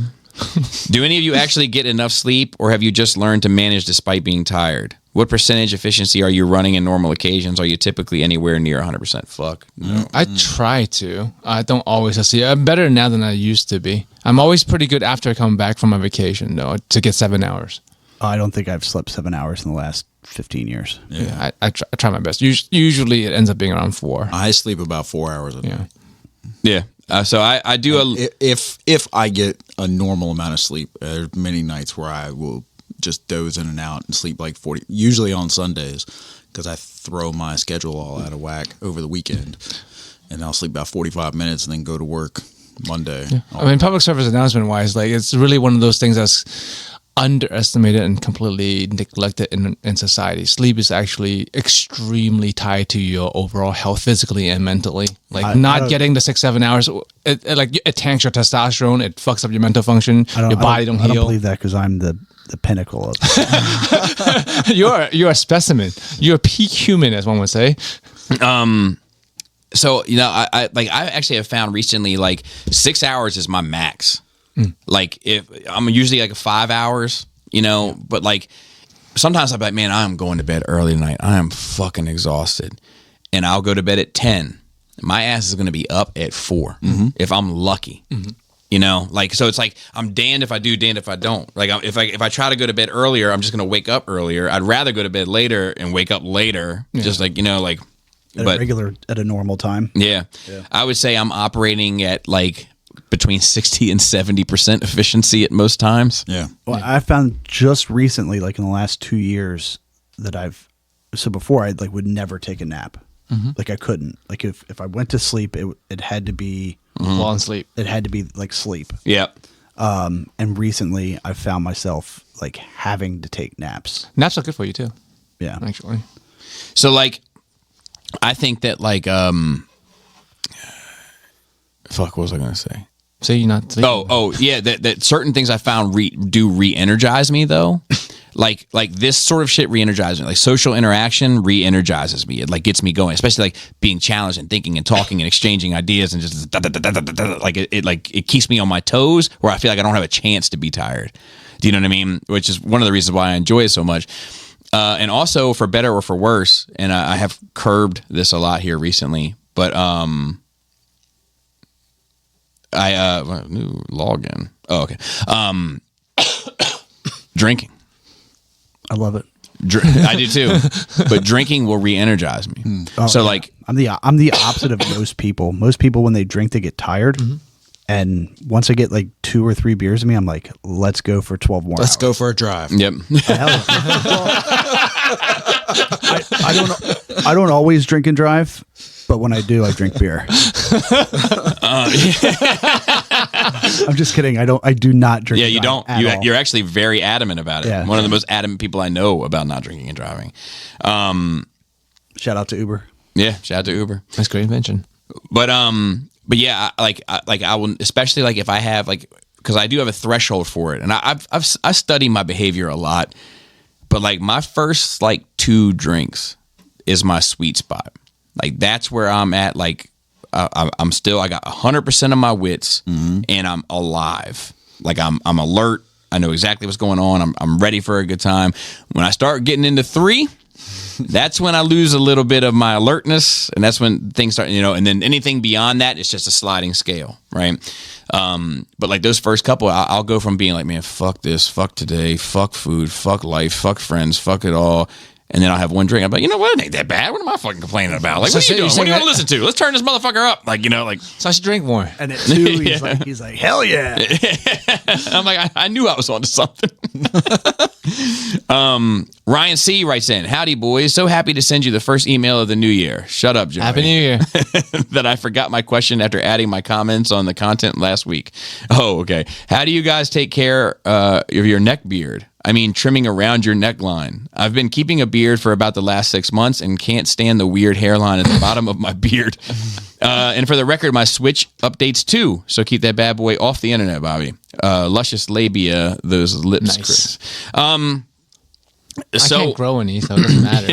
You got that Asian privilege. It's great not having to shave, really. Yeah. You have a beard. I do. What do you do to upkeep? Oh, I mean, I don't know. My under area here does sort of, it changes. Sometimes I let it Go down? lower. Right now I got it trimmed up a little higher. I don't know. It just kind of depends on. Just get a clippers and give it a little fade. Yeah. You just shave, right? Yeah. Yeah, same here. I mean, years ago, I had like an unkempt beard. An unkept beard. Yeah. Oh, like an Arafat joint. Like just like yeah, it's my freedom beard. When what will be will be. when I got out of the army, I just was like, I'm not going to shave for a year. Yeah. I don't touch it at all. And then it went like 2 years, and then it got a little bit weird. Unwieldy. We get stuck in it. Well, so like 2 years after I got out, I went to a Halloween party as an Amish person, and like people believed it. Yeah, I have like I shave pretty much on a routine. I shave my head and my face every 3rd day. And unless there's some extenuating circumstance where I'll let my facial hair grow out a little bit, but it never grows out to a bit where I'm growing a full fucking beard.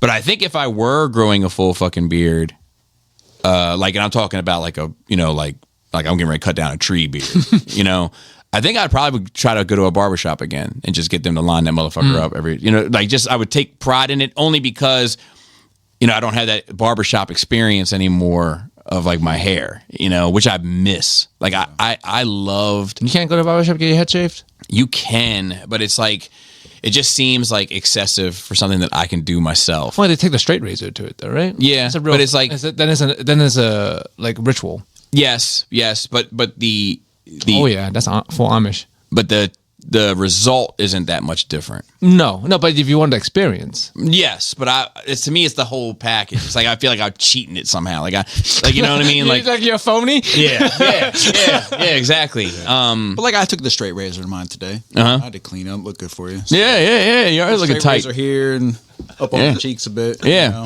Down here. Yeah, I miss like hearing old people argue and fuss and like the one guy with the newspaper still and like I don't even know if that's a thing. It's been so long since I've been in a barbershop, but like I miss. I think you can find it still, but you have to specifically go looking for that kind of vibe. I was talking to the same guy, Big Chimpin, yesterday, and he was like, he's like, man, I just went to Sports Clips the other day. They fucked my shit up so bad. I came out and my girlfriend she said, let me turn this light on. Turn the light on. She's like, holy shit, she fucked your shit up. and I was like, well, what the fuck are you doing going to sports? That's a problem with you motherfuckers. You don't fucking appreciate it. You go let a man cut your hair for one, and you go to a fucking barbershop. And I was like, he was like, well, this barber took, and I was like, don't tell me, but a good haircut should take about 45 minutes. And he was like, it took about 45 minutes. And then like the next spot he went to get it fixed up. And I was like, that's how you know you're going to someplace fucking good. But I used to miss like being a young person and hearing like older guys like banter and argue and like all that shit. Like it just had a vibe to it that I was like, man, like I'm part of this ritual. I'm part of this like rite of passage. And right now I got to shut the fuck up. But one day I'm going to be in that conversation. Like it gave me that vibe. And then I never got to really be in that conversation. So like when I go, That's why I do all podcasting. It's all trauma. The replacement for barbershop experience. so when I do get a haircut, which is not often, I like specifically ask for like talcum powder Oh, really? because You wanted cancer. because it reminds me of like the barber shop when I was a kid. Like that same kind of feeling, right? Like if it doesn't smell like that, Yeah. then it's not real. Yeah. So it's like if I'm not going to go to the actual barber shop, at least when I'm driving back from getting a haircut, like I can still smell it. I'm like, oh, okay, that reminds me of Yeah. a better time. What is that blue stuff they put the combs and stuff? It's got to be some sort of cleaning agent. Man, I love the way Antibiotic. Yeah. I'm like, man, I want to get some of this for home. I think it's just Listerine. So the last one is Kamadan. He says, a year. Good morning. Been time since my last email. Let's not waste time. True, false. He said politics make everything better, and then he said, I kid. One, cold is better than hot food. False. False. Yeah, false. Wait, cold food is better than hot food? Yes. Oh, false. Yeah. Your job is tied to your idea of your self-worth. False. True. True. I don't know. It might be true for me. I think my job a lot of times is the most interesting thing about me. Gary Oldman isn't an actor. He is a giver of truth. True. Anything that's in the positive Gary Oldman, I say true to him. Public safety service is less important than earning money.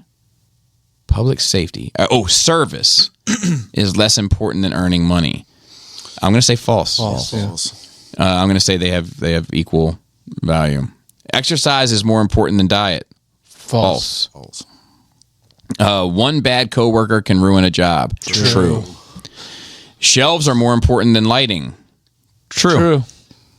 The sun's got to rise sometimes. yeah, and like you can put a spotlight on a bunch of bullshit on the floor. The preteen age is the worst age to parent. I don't know. Yeah, I don't have kids. No. So I'm gonna say false for that. So he says terrible twos my ass. So that not necessarily terrible twos, but like 2 to 5 was the most challenging for me because you can't effectively communicate. Right? with Yeah, them. you can't reason with it. Yeah. Like, and preteens are my number 2 choice because teenagers is my number 1 choice so far.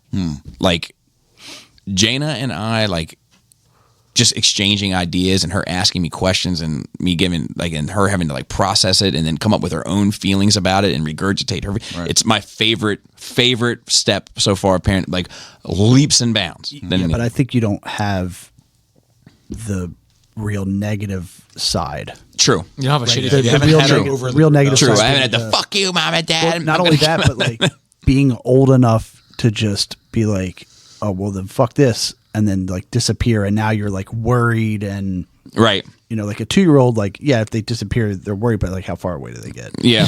But I mean, even that, like, I mean, you know, and I don't want to curse myself. So, you know, but I think there are things and they have to learn, they have had to learn boundaries and parameters and consequences their whole life where I trust and hope. You know, in some combination, it might be 60-40, you know. Depends on the day and depends on the kid. 100%, that second part. So can being hairless, bald, clean shaven helps hide aging? False. No idea. False. I think it depends on person to person. Yeah. That one. Yeah, but I'm going to Depends on say how as a often general they wear a rule hat. then false. How often they wear a hat. Continued EDU is pointless. No one cares about your diploma. Continued education is pointless. I think now. As a blanket statement, false. I mean, depending on what you're talking about. You're talking about getting certificates, or you're talking about like actually wanting to educate yourself. Because I Correct. think that part is important. Correct. but I think now is it's more that now than ever. I agree. I agree. Raising the bar in order to get into things that shouldn't require degrees has watered down degrees to the point that people have to get doctorates and Yeah. PhD. You know, it's like it doesn't fucking matter. No, it doesn't. You know, you need a bachelor's degree to be a salesperson for fucking pens. Like, Yeah. Eyewitness testimony evidence is the worst type of evidence. True. False. Black leather gloves. Well, when they don't fit. Good callback. Okay. A pleasant dumbass is better than a smart bastard. Yes, true. True. Home is where the heart is. Sure. True. What if you're heartless? All homeless. Wow.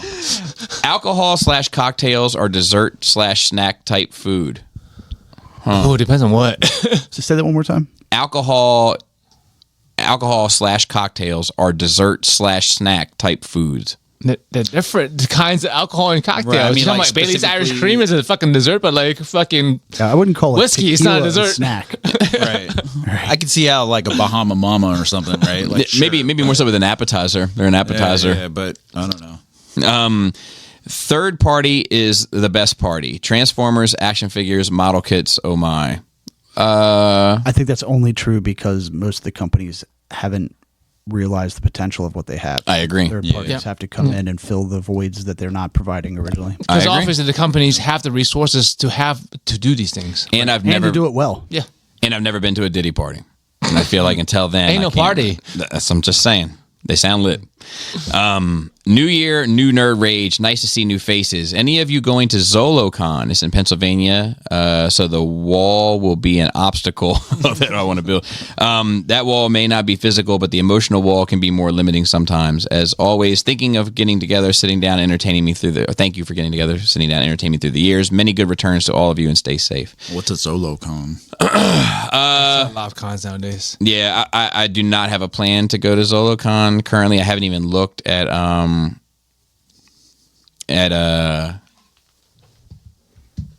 the fucking schedule. Like I don't even know when it is. I've retired from cons in 2018, 2019. Dude, Yeah, you getting haven't a gone. pension? So vintage toy comic and gaming expo. Just like everything other cons. What? Do they have a date? March 1, 2. Let me look at my schedule real quick. See if I'm even free. I work the 1st, so definitely won't be. All right. Oh, there's a casino there. I might go. Sold. With that being said, I want to shout out. So thanks for coming through, Hey, Jordan. always. I want to shout out to Marilyn Phil on our notes and on Twitter. I want to shout out to Dante on Facebook. I want to shout out to Chris, who's on assignment. And with that, Flappy labius. Moist thighs. Wiggly nipples. tasty taint. I'll say it for Chris, tight dick player. It's strange. Yeah, like default. It's like my brain was like, can't say it without like. I say tasty taint.